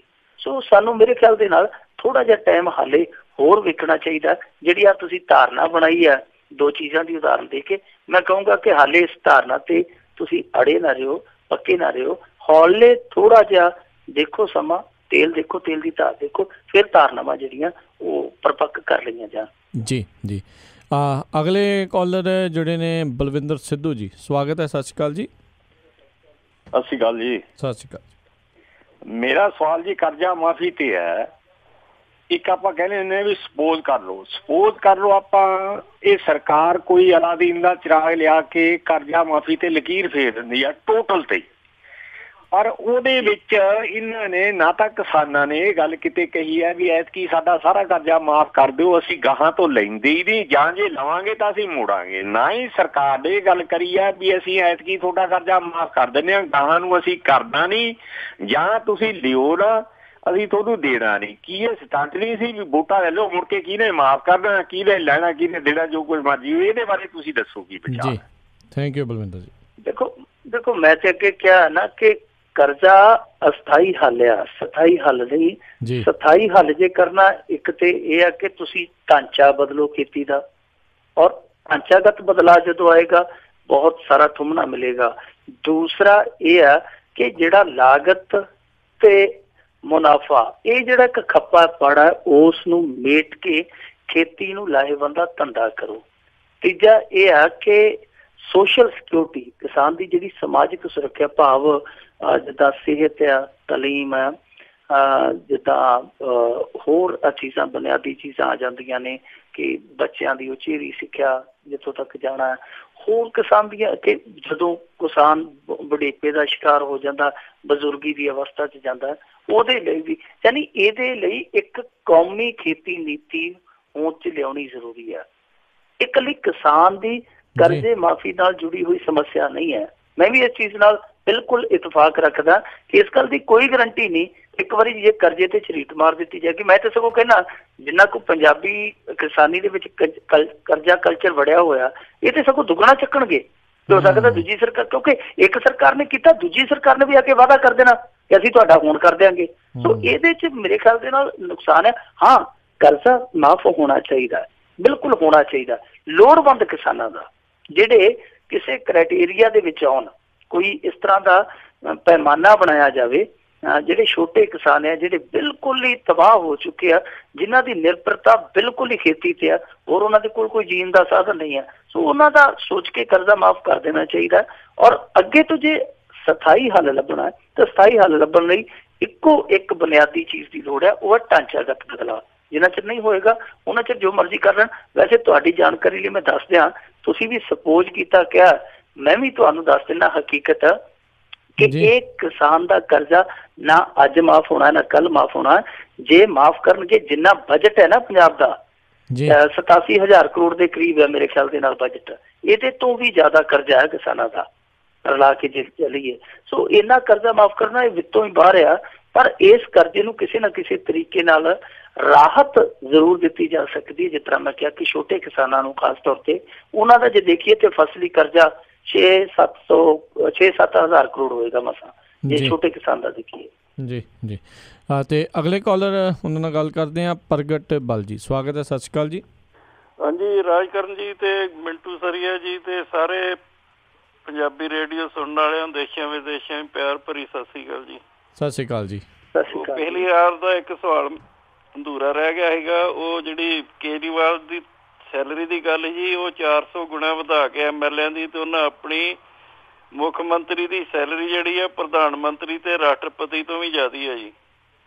ਤੋ ਮੈਂ ਇਹ ਖਦਸ਼ਾ ਯਾਰ ਕੀਤਾ ਹੈ ਵੀ ਬੀਬੀ ਬਾਦਲ ਨੂੰ ਉਹਦੀ ਮਿਸੇਜ ਨੌਕਰੀ ਛੱਡ ਕੇ ਏਡੀ ਵਧੀਆ ਆ ਗਈ ਹੈ, ਕਿਤੇ ਉਹ ਵੀ ਥੈਲੀਆਂ ਨਾਲ ਲੈਣ ਲੱਗ ਪਏ ਜੀ। ਤੇ ਸਾਰੇ ਇੰਡੀਆ ਤੋਂ ਸਭ ਤੋਂ ਵੱਧ ਤਨਖਾਹ ਲੈ ਰਿਹਾ ਜੀ ਕੇਜਰੀਵਾਲ ਸਾਹਿਬ, ਉਹ ਆਮ ਨਹੀਂ ਰਹਿ ਜਾਂਦੀ ਗੱਲ ਜੀ। ਤੇ ਦੂਜੀ ਗੱਲ ਆ ਗਈ ਜੀ, ਜਿਸ ਤਰ੍ਹਾਂ ਇੱਕ ਪਿੰਡ 'ਚ ਉਹ ਨਸ਼ਾ ਸਪਲਾਈ ਕਰਨ ਵਾਲੇ ਨੂੰ ਵੱਢ ਦਿੱਤਾ, ਫਿਰ ਉਹਨੂੰ ਇਲਾਜ ਵੀ ਨਹੀਂ ਕਰਨ ਦਿੱਤਾ, ਘੇਰਾ ਪਾ ਲਿਆ, ਕਾਨੂੰਨ ਨੂੰ ਇੰਨਾ ਜ਼ਿਆਦਾ ਹੱਥ 'ਚ ਲੈ ਲਿਆ। ਇਹ ਪੰਜਾਬ ਦੇ ਲੋਕਾਂ ਦੀ ਹੋਰ ਮਾੜੀ ਕਿਸਮਤ ਵਾਲੀ ਗੱਲ ਜਾਪਦੀ ਹੈ ਜੀ। ਕਾਨੂੰਨ ਨੂੰ ਹੱਥ 'ਚ ਨਹੀਂ ਲੈਣਾ ਚਾਹੀਦਾ, ਤੇ ਜੇ ਇੱਦਾਂ ਹੀ ਚੱਲਦਾ ਰਿਹਾ ਤੇ ਹੋਰ ਕਿਤੇ ਗਾਂਹ ਨਾ ਇਹ ਬਿਮਾਰੀ ਫੈਲ ਜਾਏ ਜੀ ਪਿੰਡ ਪਿੰਡ। ਜੇ ਕੋਈ ਤਸਕਰ ਹੈਗਾ ਜਾਂ ਗਲਤ ਅਨਸਰ ਹੈਗਾ, ਉਹਨੂੰ ਸੰਜਮ 'ਚ ਰਹਿ ਕੇ ਲੋਕਾਂ ਨੂੰ ਕਾਨੂੰਨ ਅਨੁਸਾਰ ਚੱਲਣਾ ਚਾਹੀਦਾ ਜੀ। ਤੇ ਦੂਜੀ ਗੱਲ ਜੀ, ਮੇਰਾ ਜਿਹੜਾ ਅੱਜ ਦਾ ਸਵਾਲ ਆ ਮਿੰਟੂ ਜੀ, ਕੀ ਇਹ ਆਸ ਰੱਖਦੇ ਆ ਜੀ, ਜਿਸ ਤਰ੍ਹਾਂ ਹੁਣ ਸੂਰਜਮੁਖੀ ਦਾ ਭਾਅ 3900 ਤੇ ਇਹਨਾਂ ਪਹਿਲੇ ਦਿਨ ਖਰੀਦਿਆ 2900 ਨੂੰ, 3000 ਨੂੰ ਬਾਬਤੀ ਖਰੀਦੀ, ਵੇਚੀ ਤੇ 1300 ਨੂੰ ਲਈ। ਕਿ ਜਿੰਨਾ ਚਿਰ ਇਹ ਪਾੜਾ ਨਹੀਂ ਮੇਟਦਾ ਮਾਰਕੀਟ ਦਾ, ਉਹਨਾਂ ਚਿਰ ਆਸ ਰੱਖ ਸਕਦੇ ਅਸੀਂ ਵੀ ਕਿਸਾਨ ਵਿਚਾਰੇ ਆਤਮ ਹੱਤਿਆ ਕਰਨ ਤੋਂ ਬਾਹਰ ਆ ਜਾਣਗੇ। ਕਰਜ਼ੇ ਦੀ ਗੱਲ ਤੇ ਬਾਅਦ ਇਹੋ ਕਰਜ਼ਾ ਬੜਾ ਵੱਡਾ ਜਿਹੜਾ ਹੀ ਉਹਨਾਂ ਨੂੰ ਪੂਰਾ ਭਾਅ ਨਹੀਂ ਮਿਲਦਾ। ਧੰਨਵਾਦ ਜੀ। ਬਾਕੀ ਪ੍ਰਗਟਪਾਲ ਜੀ ਇੱਕ ਚੀਜ਼ ਦੱਸਦੇ ਜਾਵਾਂ ਵੀ ਜਿਹੜਾ prime minister the I think 1.5 lakh ਮਹੀਨੇ ਦੀ ਤਨਖਾਹ ਆ, ਅਤੇ ਕੇਜਰੀਵਾਲ ਦੀ 20,000 ਅਤੇ ਉਸ ਤੋਂ ਬਾਅਦ 'ਚ ਉਹਨਾਂ ਨੇ ਜ਼ਰੂਰ ਵਧਾਈ ਆ, ਪਰ ਸਭ ਤੋਂ ਜ਼ਿਆਦਾ ਤਾਂ ਨਹੀਂ ਆ। ਇਹ ਗੱਲ ਜਿਹੜੀ ਤੁਹਾਡੀ ਮੈਨੂੰ ਨਹੀਂ ਲੱਗਦਾ ਵੀ ਉਹਦੇ ਵਿੱਚ ਉਹ ਠੀਕ ਹੈਗੀ। ਜੇ ਤੁਹਾਡੇ ਕੋਲ ਉਹਦੇ ਬਾਰੇ ਡਾਟਾ ਹੈਗਾ ਜ਼ਰੂਰ ਸੈਂਡ ਕਰਿਓ ਵੀ ਤੁਸੀਂ ਕਿੱਥੋਂ ਇਹ ਜਿਹੜੇ ਆંકੜਾ ਲੈ ਕੇ ਆਏ ਆ। ਜੀ ਮਿੰਟੂ ਜੀ। ਜੀ ਬਿਲਕੁਲ, ਮੇਰੇ ਖਿਆਲ ਦੇ ਨਾਲ ਮੋਦੀ ਸਾਹਿਬ ਦੇ ਜਿਹੜੇ ਦੂਸਰੇ ਭੱਤੇ ਪਾ ਲੈ ਜਾਣਗੇ ਨਾ, ਜਿਹੜੇ ਲਾਭ ਵਾਲੇ ਭੱਤੇ ਆ ਜੀ, ਸਾਰੇ ਭੱਤੇ ਜੇ ਪਾ ਲੈਣਗੇ ਤੇ ਉਹਨਾਂ ਦੀ ਤਨਖਾਹ ਬਹੁਤ ਜ਼ਿਆਦਾ ਬਣ ਜਾਏਗੀ, ਬਹੁਤ ਜ਼ਿਆਦਾ। ਜੇ ਸਾਰੇ ਪੱਤੇ, ਕਿਉਂਕਿ ਪ੍ਰਧਾਨ ਮੰਤਰੀ ਦੇ, ਰਾਸ਼ਟਰਪਤੀ ਦੇ ਬਹੁਤ ਸਾਰੇ ਪੱਤੇ ਹੁੰਦੇ ਆ, ਤਨਖਾਹ ਹੀ ਨਹੀਂ ਇਕੱਲੀ, ਉਹਨਾਂ ਜੇ ਪੱਤਿਆਂ ਨੂੰ ਵੀ ਗਿਣੋਗੇ ਨਾ, ਕਿਉਂਕਿ ਉਹ ਵੀ ਇੱਕ ਤਨਖਾਹ ਦਾ ਹਿੱਸਾ, ਅਲਾਊਂਸ ਜਿਹਨੂੰ ਬੋਲਦੇ ਆ, ਤਾਂ ਉਹ ਜਿਹੜਾ ਫਿਗਰ ਜਾਏਗਾ ਨਾ ਨਰਿੰਦਰ ਮੋਦੀ ਸਾਹਿਬ ਦਾ ਬਹੁਤ ਉੱਤੇ ਜਾਏਗਾ। ਤਨਖਾਹ ਮੇਰੇ ਖਿਆਲ ਦੇ ਨਾਲ ਉਹਨਾਂ ਦੀ 1,20,000 ਦੇ ਕਰੀਬ ਹੋਏਗੀ ਸ਼ਾਇਦ, ਇੱਥੇ ਜੇ ਹੋਏਗੀ। ਖੈਰ ਦੂਜੀ ਗੱਲ ਜਿਹੜੀ ਆ, ਮੈਂ ਬਾਲ ਸਾਹਿਬ ਦੀ ਵੈਸੇ ਗੱਲ ਬਹੁਤ ਧਿਆਨ ਨਾਲ ਸੁਣਦਾ, ਬੜੇ ਸਾਡੇ ਸਨਮਾਨਯੋਗ ਮਿੱਤਰ ਨੇ। ਬਾਲ ਸਾਹਿਬ ਮੇਰੇ ਖਿਆਲ ਦੇ ਨਾਲ ਅਰਵਿੰਦ ਕੇਜਰੀਵਾਲ ਦੀ ਘਰਵਾਲੀ ਨੂੰ ਇਸ ਮਸਲੇ 'ਚ ਹਾਲੇ ਘੜੀਸਣਾ ਜਿਹੜੀ ਉਹ ਕਾਹਲੀ ਆ, ਕਿਉਂਕਿ ਉਹਨੇ ਤੇ ਸਗੋਂ ਨੈਤਿਕਤਾ ਦੇ ਆਧਾਰ ਤੇ ਆਪਣੀ ਪੋਸਟ ਛੱਡੀ ਆ ਕਿ ਕੱਲ ਨੂੰ ਕੋਈ ਇਹ ਨਾ ਕਵੇ ਕਿ ਇਹ ਸਰਕਾਰ ਦਾ ਇੱਕ ਪਾਸੇ ਅੰਨ ਪਾਣੀ ਖਾਧੀ ਜਾਂਦਾ, ਦੂਜੇ ਪਾਸੇ ਸਰਕਾਰ ਦੇ ਪੋਤੜੇ ਵੀ ਫੋਲੀ ਜਾਂਦਾ। ਉਹਨੇ ਤੇ ਨੈਤਿਕਤਾ ਦੇ ਆਧਾਰ ਤੇ ਆਪਣੀ ਘਰਵਾਲੀ ਤੋਂ ਉਹ ਨੌਕਰੀ ਹਾਲ ਫਿਲਹਾਲ ਛਡਵਾਈ ਆ। ਜਦੋਂ ਕਿਤੇ ਕੋਈ ਮੌਕਾ ਬਣਿਆ, ਕਿਤੇ ਚੀਜ਼ ਸਾਬਤ ਹੋ ਗਈ ਜਿਹੜੀ ਤੁਸੀਂ ਉਦਾਹਰਨ ਦਿੱਤੀ ਆ, ਤਾਂ ਫਿਰ ਆਪਾਂ ਉਸ ਪਰਿਵਾਰ ਦੀ, ਉਸ ਬੀਬੀ ਨੂੰ ਘੜੀਸੀਏ ਵਿੱਚ, ਤੇ ਮੇਰੇ ਖਿਆਲ ਦੇ ਨਾਲ ਠੀਕ ਰਹੇਗਾ। ਹਾਲ ਫਿਲਹਾਲ ਤੇ ਸਾਨੂੰ ਉਹਨੂੰ ਬਾਹਰ ਰੱਖਣਾ ਚਾਹੀਦਾ। ਹਾਂ, ਅਰਵਿੰਦ ਕੇਜਰੀਵਾਲ ਦੀ ਅਸੀਂ ਕਈ ਮੌਕਿਆਂ ਤੇ ਆਲੋਚਨਾ ਕਰਦੇ ਹਾਂ, ਔਰ ਇਹ ਹੋਣੀ ਵੀ ਚਾਹੀਦੀ ਹੈ, ਹੱਕ ਵੀ ਬਣਦਾ। ਜਿਹੜੀ ਗੱਲ ਤੁਸੀਂ ਕਹੀ ਆ ਸੂਰਜਮੁਖੀ ਵਾਲੀ, ਸੂਰਜਮੁਖੀ ਨਹੀਂ, ਇੱਥੇ ਉਸ ਸਮੇਂ ਬਲ ਸਾਹਿਬ ਮੱਕੇ ਦਾ ਵੀ ਰੇਟ ਬੰਨਿਆ ਸੀ ਇਹਨਾਂ ਨੇ, MSP ਜਿਹਨੂੰ ਕਹਿੰਦੇ ਆ, ਤੇ ਮੱਕੇ ਦਾ ਵੀ ਇਹੋ ਹਾਲ ਹੋਇਆ। ਹਾਰ ਕੇ ਕਿਸਾਨਾਂ ਨੂੰ ਹਾਈ ਕੋਰਟ 'ਚ ਜਾਣਾ ਪਿਆ, ਤੇ ਹਾਈ ਕੋਰਟ ਨੇ ਇੱਥੋਂ ਤੱਕ ਆਖ ਦਿੱਤਾ, ਉਹਨੇ ਆਖਿਆ ਉਹ ਨਕੰਮਿਓ, ਆਹ ਗਵਾਂਢੀਆਂ ਲਈ ਵੇਖ ਲਓ, ਹਰਿਆਣੇ ਵਾਲੇ ਵੇਖ ਲਓ, ਉਹਨਾਂ ਨੇ ਤੁਹਾਡੇ ਬਰਾਬਰ MSP ਦਿੱਤਾ ਸੀ ਤੇ ਉਸੇ ਰੇਟ ਤੇ ਖਰੀਦਿਆ, ਤੇ ਤੁਸੀਂ ਜਿਹੜੇ ਕਿ ਖੁਸ਼ਹਾਲ ਸੂਬੇ ਦੇ ਹਾਕਮ ਹੋ, ਤੁਸੀਂ ਆਪਣੇ ਕਿਸਾਨਾਂ ਨੂੰ ਪਿੱਠ ਦੇਤੀ। ਸੋ ਇੱਥੇ ਇੱਕ ਬਹੁਤ ਵੱਡੀ ਸਮੱਸਿਆ ਮੇਰੇ ਖਿਆਲ ਦੇ ਨਾਲ, ਜਿਹੜੀ ਤੁਸੀਂ ਗੱਲ ਕਹੀ ਬਿਲਕੁਲ ਸਹੀ ਆ, ਕਿ ਜੇ ਕਿਸਾਨ ਨੂੰ ਇਸ ਤਰ੍ਹਾਂ ਦੇ ਸੰਕਟ ਚੋਂ ਕੱਢਣਾ ਹੈ ਤਾਂ ਕਿਤੇ ਨਾ ਕਿਤੇ ਦੂਸਰੀਆਂ ਫਸਲਾਂ ਦੀ MSP ਨਾ ਸਿਰਫ ਤੈਅ ਕੀਤੀ ਜਾਣੀ ਚਾਹੀਦੀ ਹੈ, ਬਲਕਿ ਯਕੀਨੀ ਬਣਾਈ ਜਾਣੀ ਚਾਹੀਦੀ ਹੈ ਕਿ ਉਹਦੇ ਤੋਂ ਇੱਕ ਪੈਸਾ ਵੀ ਘੱਟ ਨਾ ਮਿਲੇ ਕਿਸਾਨ ਨੂੰ। ਜੀ ਜੀ, ਅਗਲੇ ਜਿਹੜੇ ਕਾਲਰ ਨੇ ਜਤਿੰਦਰ ਕੌਰ ਜੀ, ਸਵਾਗਤ ਹੈ। ਸਤਿ ਸ਼੍ਰੀ ਅਕਾਲ ਜੀ। ਹਾਂਜੀ ਵੀਰ ਜੀ, ਸਤਿ ਸ਼੍ਰੀ ਅਕਾਲ। ਸਤਿ ਸ਼੍ਰੀ ਅਕਾਲ। ਮੇਰਾ ਸਵਾਲ ਨਹੀਂ, ਐਕਚੁਅਲੀ ਵੀ ਇਹ ਆ, ਜਿਵੇਂ ਹੁਣੇ ਤੁਸੀਂ ਕਿਸਾਨੀ ਦੇ ਕਰਜ਼ੇ ਦੀ ਗੱਲ ਕਰ ਰਹੇ ਸੀਗੇ, ਵੀ ਤੁਹਾਨੂੰ ਲੱਗਦਾ ਉਸ ਸਾਰੇ ਕਰਜ਼ੇ ਦਾ ਜ਼ਿੰਮੇਵਾਰ ਗੌਰਮੈਂਟ ਆ ਔਰ ਜੱਟ ਖੁਦ ਵੀ ਆ? ਦੇਖੋ, ਮੈਂ ਆਪਣੇ ਪਿੰਡ ਦੀ ਗੱਲ ਕਰਦੀ ਹਾਂ, ਮੇਰਾ ਪਿੰਡ ਖੰਨੇ ਦੇ ਨੇੜੇ ਆ। ਉਸ ਪਿੰਡ ਦੇ ਵਿੱਚ ਜਿੰਨੇ ਛੋਟੇ ਜ਼ਿਮੀਂਦਾਰ ਨੇ, ਉਹਨਾਂ ਨੇ ਆਪਣੇ ਘਰ ਨੂੰ ਬਚਾਉਣ ਲਈ ਉਹਦੇ ਵਿੱਚੋਂ ਅੰਨ ਨਹੀਂ ਉਗਾਇਆ। ਜੇ ਅੰਨ ਉਗਾਇਆ ਤਾਂ ਸ਼ਾਮ ਨੂੰ ਆਉਂਦੇ ਹੋਏ ਬੰਦੇ ਨੇ 500 ਦੀ ਬੋਤਲ ਤੇ 200 ਦਾ ਮੀਟ ਲਿਆ ਕੇ ਖਾਧਾ। ਤੇ ਉੱਥੇ ਤੁਸੀਂ ਕਿਸਾਨੀ ਨੂੰ ਬਰਬਾਦ ਹੋਣ ਲਈ ਗਵਰਨਮੈਂਟ ਨੂੰ ਜ਼ਿੰਮੇਵਾਰ ਕਹੋਗੇ ਜਾਂ ਲੋਕਾਂ ਨੂੰ? ਜੀ ਹਾਂ, ਪਹਿਲੀ ਗੱਲ ਤੇ ਇਹ ਆ ਬੀਬੀ ਜੀ ਕਿ ਸਾਰੇ ਜੱਟ ਨਹੀਂ ਹੈ ਕਿਸਾਨ। ਜੀ, ਤੁਹਾਨੂੰ ਇਹ ਨਾ ਕਿਤੇ ਭੁਲੇਖਾ ਰਵੇ ਕਿ ਜਿੰਨੇ ਲੋਕ ਕਿਸਾਨੀ ਕਰਦੇ ਉਹ ਸਾਰੇ ਜੱਟ ਹੀ ਆ। ਇੱਥੇ ਬਹੁਤ ਸਾਰੇ ਨੌਨ ਜੱਟ ਵੀ ਕਿਸਾਨ ਆ। ਜੀ ਜੀ, ਇੱਥੇ ਮਜ਼ਦੂਰ ਵੀ ਕਿਸਾਨੀ ਕਰਦਾ, ਜਿਹੜਾ ਖੇਤ ਮਜ਼ਦੂਰ ਹੈ ਉਹ ਤਾਂ ਹੈ ਹੀ ਕਿਸਾਨ ਆ, ਜਿਹਨੇ ਕਿਸਾਨੀ ਦਾ ਕੰਮ ਕਰਨਾ। ਕਈ ਖੇਤ ਮਜ਼ਦੂਰ ਹੈ ਜਿਹੜੇ ਹਾਲੀਏ ਤੇ ਜ਼ਮੀਨ ਲੈਂਦੇ ਆ, ਚੌਥੀਏ ਤੇ ਵਾਹੁੰਦੇ ਆ, ਪੰਜੌਥੀਏ ਤੇ ਵਾਹੁੰਦੇ ਆ, 7ਵੇਂ ਹਿੱਸੇ ਤੇ ਵਾਹੁੰਦੇ ਆ। ਇਸ ਤਰ੍ਹਾਂ ਦੇ ਬਹੁਤ, ਉਹਨਾਂ ਨੂੰ ਖੇਤੀਹਾਰ ਮਜ਼ਦੂਰ ਵੀ ਕਿਹਾ ਜਾਂਦਾ, ਉਹਨਾਂ ਨੂੰ ਪਾਟੀਦਾਰ ਵੀ ਕਿਹਾ ਜਾਂਦਾ। ਸੋ ਇਹ ਇੱਕ ਧਾਰਨਾ ਜਿਹੜੀ, ਇਹਨੂੰ ਥੋੜਾ ਜਿਹਾ ਦਰੁਸਤ ਕਰਿਓ। ਦੂਜੀ ਗੱਲ ਤੁਹਾਡੀ ਠੀਕ ਆ ਕਿ ਬਹੁਤ ਕੁਛ ਇਸ ਤਰ੍ਹਾਂ ਹੋਇਆ, ਬਹੁਤ ਸਾਰੀਆਂ ਸਾਡੇ ਸਮਾਜ ਦੇ ਵਿੱਚ ਅਲਾਮਤਾਂ ਨੇ, ਕੁਰੀਤੀਆਂ ਨੇ। ਸਭ ਤੋਂ ਵੱਡੀ ਕੁਰੀਤੀ ਤੇ ਮੈਂ ਇਹ ਮੰਨਦਾ ਕਿ ਜਿਹੜੇ ਅਸੀਂ ਰੀਸੋ ਕਰੀਸ ਕਲਚਰ ਸੇੜੇ ਆ, ਕੋਠੀ ਕਲਚਰ ਆ, ਕਾਰ ਕਲਚਰ ਆ, ਬੁਲਟ ਕਲਚਰ ਆ, ਟਰੈਕਟਰ ਕਲਚਰ ਆ। ਇੱਕ ਵਿਦਵਾਨ ਨੇ, ਸ਼ਾਇਦ ਉਹ ਗੁਰਦਿਆਲ ਸਿੰਘ ਹੀ ਸਨ, ਉਹਨਾਂ ਨੇ ਇੱਕ ਲੇਖ 'ਚ ਲਿਖਿਆ ਸੀ ਬਹੁਤ ਸਮਾਂ ਪਹਿਲਾਂ ਕਿ ਜਿੰਨੀ ਕੁ ਪੰਜਾਬ ਦੀ ਭੋਏ ਆ, ਉਹ 4 ਲੱਖ ਟਰੈਕਟਰ ਦੇ ਨਾਲ ਸਰ ਸਕਦਾ ਸਾਡਾ। ਤੇ ਸਾਡੇ ਕੋਲ ਕਿੰਨੇ, 4 ਤੋਂ 8 ਵੀ ਨਹੀਂ, ਮੇਰੇ ਖਿਆਲ ਦੇ ਨਾਲ 8 ਤੋਂ ਹੁਣ 12 ਲੱਖ ਤੱਕ ਹੋ ਗਏ ਹੋਣੇ ਆ। ਯਾਨੀ ਜਿੰਨੇ ਸਾਨੂੰ ਟਰੈਕਟਰ ਚਾਹੀਦੇ ਆ, ਉਦੋਂ ਦੁੱਗਣੇ ਤਿੱਗਣੇ। ਅਸੀਂ ਇਸ ਚੀਜ਼ ਨੂੰ ਨਜ਼ਰਅੰਦਾਜ਼ ਨਹੀਂ ਕਰ ਸਕਦੇ ਕਿ ਬਹੁਤ ਸਾਰਾ ਹੱਥ ਜਿਹੜਾ ਅਸੀਂ ਖੋਲਿਆ ਉਹ ਵੀ ਕਿਤੇ ਨਾ ਕਿਤੇ ਜ਼ਿੰਮੇਵਾਰ ਆ।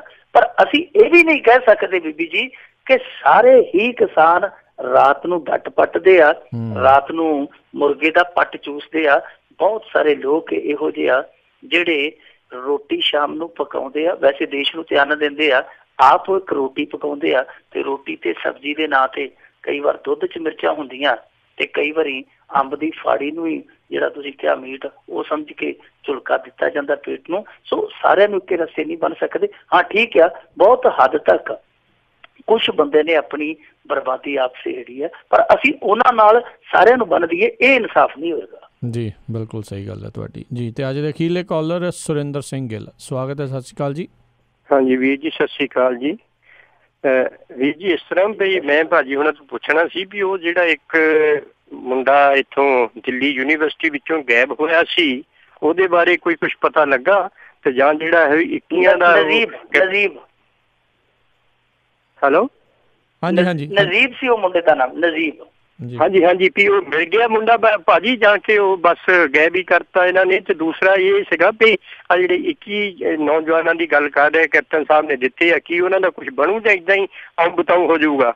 ਇਹ ਚੰਗਾ ਭਾਜੀ ਜਾਂ ਕੱਟਿਓ ਨਾ ਜੀ। ਜੀ ਦੇਖੋ ਨਜ਼ੀਬ ਦਾ ਜਿਹੜਾ ਮਸਲਾ ਹੈ ਨਾ ਉਹ CBI ਨੇ ਲੈ ਲਿਆ ਮੇਰੇ ਖਿਆਲ ਦੇ ਨਾਲ। ਜਿਹੜੀ ਲਾਸਟ ਅਪਡੇਟ ਹੈ ਮੇਰੇ ਕੋਲ ਉਹ 2 ਹਫ਼ਤੇ ਪਹਿਲਾਂ ਦੀ ਆ। ਉਹ ਜਿਹੜਾ ਕੇਸ ਦਿੱਲੀ ਪੁਲਿਸ ਕੋਲੋਂ ਕੋਰਟ ਨੇ, ਦਿੱਲੀ ਹਾਈ ਕੋਰਟ ਨੇ CBI ਨੂੰ ਹੈਂਡਓਵਰ ਕਰ ਦਿੱਤਾ। ਉਹਨਾਂ ਨੇ ਪੁੱਛਿਆ ਦਿੱਲੀ ਪੁਲਿਸ ਨੂੰ ਕਿ ਹਾਂ ਭਾਈ ਤੁਹਾਨੂੰ ਕੋਈ ਇਤਰਾਜ਼? ਉਹਨਾਂ ਕਿਹਾ ਸਾਨੂੰ ਕੋਈ ਇਤਰਾਜ਼ ਨਹੀਂ, ਜਿਹਦੇ ਤੋਂ ਮਰਜ਼ੀ ਇਹ ਜਾਂਚ ਪੜਤਾਲ ਕਰਵਾ ਲਓ। ਉਹ ਕੇਸ ਹੁਣ CBI ਦੇ ਕੋਲ ਆ। ਪਰ ਮੇਰੀ ਜਿੱਥੋਂ ਤੱਕ ਜ਼ਿਆਤੀ ਰਾਏ ਆ ਕਿ ਉਹ ਕੇਸ ਬਹੁਤ ਪਹਿਲਾਂ ਹੀ ਇਹੋ ਜਿਹੀ ਏਜੰਸੀ ਨੂੰ ਦੇ ਦੇਣਾ ਚਾਹੀਦਾ ਸੀ। ਨਜ਼ੀਮ ਦਾ ਕੇਸ ਇੰਨਾ ਉਲਝਣ ਵਾਲਾ ਨਹੀਂ ਸੀ ਜਿੰਨਾ ਦਿੱਲੀ ਪੁਲਿਸ ਨੇ ਸਮਾਂ ਪਾ ਕੇ ਸਮਾਂ ਗਵਾ ਕੇ ਉਲਝਾ ਦਿੱਤਾ। ਹੁਣ ਮੁੰਡਾ ਮਿਲ ਜਾਵੇ ਤੇ ਚੰਗਾ, ਪਰ ਆਸ ਉਮੀਦ ਘੱਟ ਆ ਮੇਰੇ ਖਿਆਲ ਦੇ ਨਾਲ। ਹੁਣ ਤੇ ਉਹਦੀ ਬੁੱਢੀ ਅੰਮੀ ਨੇ ਵੀ ਉਮੀਦ ਹੈ ਨਾ ਜਿਹੜੀ, ਵੈਸੇ ਕੋਈ ਵੀ ਮਾਂ ਉਮੀਦ ਦੀ ਤੰਦ ਪੂਰੀ ਤਰ੍ਹਾਂ ਤੋੜਦੀ ਤੇ ਨਹੀਂ ਹੁੰਦੀ, ਪਰ ਕੁਛ ਹੱਦ ਤੱਕ ਭਾਣਾ ਕਈ ਵਾਰੀ ਮੰਨ ਕੇ ਬਹਿ ਜਾਂਦਾ ਬੰਦਾ। ਉਮੀਦ ਫਿੱਕੀ ਜ਼ਰੂਰ ਪਈ, ਉਹਨਾਂ ਦੀ ਟੁੱਟੀ ਨਹੀਂ। ਪਰ ਨਜ਼ੀਬ ਦਾ ਸ਼ਾਇਦ ਕੇਸ ਸੀਗਾ ਜਿਹੜਾ ਜਲਦੀ ਹੰਨੇ ਬਣੇ ਲੱਗ ਸਕਦਾ ਸੀ। ਦਿੱਲੀ ਪੁਲਿਸ ਨੇ ਬਹੁਤ ਹੀ ਢਿੱਲੜ ਜੀ ਤੇ ਬਹੁਤ ਇੱਕ ਪਾਸੜ ਜੀ ਕਾਰਵਾਈ ਕੀਤੀ ਹੈ। ਹੁਣ ਜਿਹੜੀ ਗੱਲ ਤੁਸੀਂ ਦੂਜੀ ਪੁੱਛੀ ਸੀ ਕੈਪਟਨ ਅਮਰਿੰਦਰ ਸਿੰਘ ਵਾਲੀ, ਪ੍ਰਕਾਸ਼ ਸਿੰਘ ਬਾਦਲ ਦੇ ਦਲ ਨੇ ਔਰ ਦਲ ਦੇ ਕੁਛ ਜਿਹੜੇ ਦਲ ਬਲੀਏ ਆ ਉਹਨਾਂ ਨੇ ਬਿਆਨ ਛੱਡੇ ਸਨ ਕਿ ਅਸੀਂ ਮਨੁੱਖੀ ਅਧਿਕਾਰ ਕਮਿਸ਼ਨ ਕੋਲ ਜਾਵਾਂਗੇ। ਇੱਕ ਸੱਜਣ ਨੇ ਚਿੱਠੀ ਲਿਖੀ ਸੀ ਦਿੱਲੀ ਕਮੇਟੀ ਦੇ ਅਹੁਦੇਦਾਰ ਨੇ ਅਕਾਲ ਤਖਤ ਦੇ ਜਥੇਦਾਰ ਨੂੰ, ਇਹਨੂੰ ਤਲਬ ਕਰੋ। ਹਾਲ ਦੀ ਘੜੀ ਦੋਨਾਂ ਚੋਂ ਹੀ ਕੋਈ ਵੀ ਮੇਰੇ ਖਿਆਲ ਦੇ ਨਾਲ ਪ੍ਰਕਿਰਿਆ ਹਾਲੇ ਸ਼ੁਰੂ ਨਹੀਂ ਹੋਈ। ਸਿਰਫ ਤੇ ਸਿਰਫ ਕੈਪਟਨ ਅਮਰਿੰਦਰ ਸਿੰਘ ਨੇ ਵੀ ਆਪਣੀ ਫਰਜ਼ ਨਿਭਾਈ ਕਰ ਦਿੱਤੀ, ਉਹਨਾਂ ਨੇ ਵੀ ਆਪਣੀ ਫਰਜ਼ ਉਧਰੋਂ ਨਿਭਾਈ ਕਰ ਦਿੱਤੀ। ਪਰ ਇੱਕ ਬੰਦਾ ਜ਼ਰੂਰ ਇਸ ਮੁੱਦੇ ਨੂੰ ਚੁੱਕ ਕੇ ਖਲੋਤਾ ਹੈ, ਉਹ ਹੈ ਨਵਕਿਰਨ ਸਿੰਘ, ਐਡਵੋਕੇਟ ਨਵਕਿਰਨ ਸਿੰਘ, ਜਿਹੜਾ ਆਮ ਆਦਮੀ ਪਾਰਟੀ ਦਾ ਲੀਗਲ ਸੈੱਲ ਦਾ ਮੇਰੇ ਖਿਆਲ ਦੇ ਨਾਲ ਚੇਅਰਮੈਨ ਵੀ ਆ। ਉਹਨੇ CBI ਨੂੰ ਰਿਮਾਈਂਡਰ ਲਿਖਿਆ ਇਸ ਮੁੱਦੇ ਤੇ। CBI ਨੂੰ ਰਿਮਾਈਂਡਰ ਲਿਖਣ ਦਾ ਉਹਦਾ ਮਕਸਦ ਇਹ ਸੀਗਾ ਕਿ ਇੱਕ ਖਾਨਾ ਪੂਰਤੀ ਪੂਰੀ ਕਰਨੀ ਹੈ। ਉਸ ਤੋਂ ਬਾਅਦ ਇਹ ਕੇਸ ਉਹ ਸ਼ਾਇਦ ਹਾਈ ਕੋਰਟ 'ਚ ਲਾ ਦੇਣਗੇ। ਜੀ ਤੇ ਮਿੰਟੂ ਜੀ ਬਹੁਤ ਤੁਹਾਡਾ ਧੰਨਵਾਦ ਕਰਦੇ ਹਾਂ। ਤੁਸੀਂ ਸਾਡੇ ਨਾਲ ਜੁੜੇ, ਖਬਰਾਂ ਬਾਰੇ ਜਾਣਕਾਰੀ ਦਿੱਤੀ ਤੇ ਸਰੋਤਿਆਂ ਦੇ ਸਵਾਲਾਂ ਦੇ ਜਿਹੜੇ ਤੁਸੀਂ ਜਵਾਬ ਦਿੱਤੇ। ਤੇ ਇੱਥੇ ਹੀ ਸਾਡਾ ਅੱਜ ਦਾ ਇਹ ਪ੍ਰੋਗਰਾਮ ਸਮਾਪਤ ਹੈ। ਫਿਰ ਮਿਲਾਂਗੇ ਅਗਲੇ ਪ੍ਰੋਗਰਾਮ 'ਚ। ਉਦੋਂ ਤੱਕ ਲਈ ਤੁਹਾਨੂੰ ਬਹੁਤ ਪਿਆਰ ਸਤਿਕਾਰ ਸਹਿਤ ਦੋਨੋਂ ਜੁੜ ਕੇ ਨਿੱਘੀ ਜਿਹੀ ਸਤਿ ਸ੍ਰੀ ਅਕਾਲ। ਸਤਿ ਸ੍ਰੀ ਅਕਾਲ। ਤੇ ਸਰੋਤਿਓ ਸਾਡਾ ਅੱਜ ਦਾ ਇਹ ਪ੍ਰੋਗਰਾਮ ਸਮਾਪਤ ਹੈ। ਫਿਰ ਅਗਲੇ ਪ੍ਰੋਗਰਾਮ ਦੇ ਵਿੱਚ ਮੁਲਾਕਾਤ ਹੋਵੇਗੀ। ਉਦੋਂ ਤੱਕ ਲਈ ਤੁਹਾਨੂੰ ਸਾਰਿਆਂ ਨੂੰ ਹੀ ਬਹੁਤ ਪਿਆਰ ਸਤਿਕਾਰ ਸਹਿਤ ਦੋਨੋਂ ਜੋੜ ਕੇ ਨਿੱਘੀ ਜਿਹੀ ਸਤਿ ਸ੍ਰੀ ਅਕਾਲ। ਜਿਉਂਦੇ ਵਾਸਤੇ ਰਹੋ, ਹੱਸਦੇ ਖੇਲਦੇ ਰਹੋ ਤੇ ਸੁਣਦੇ ਰਹੋ ਜੀ ਪੰਜਾਬੀ ਰੇਡੀਓ USA।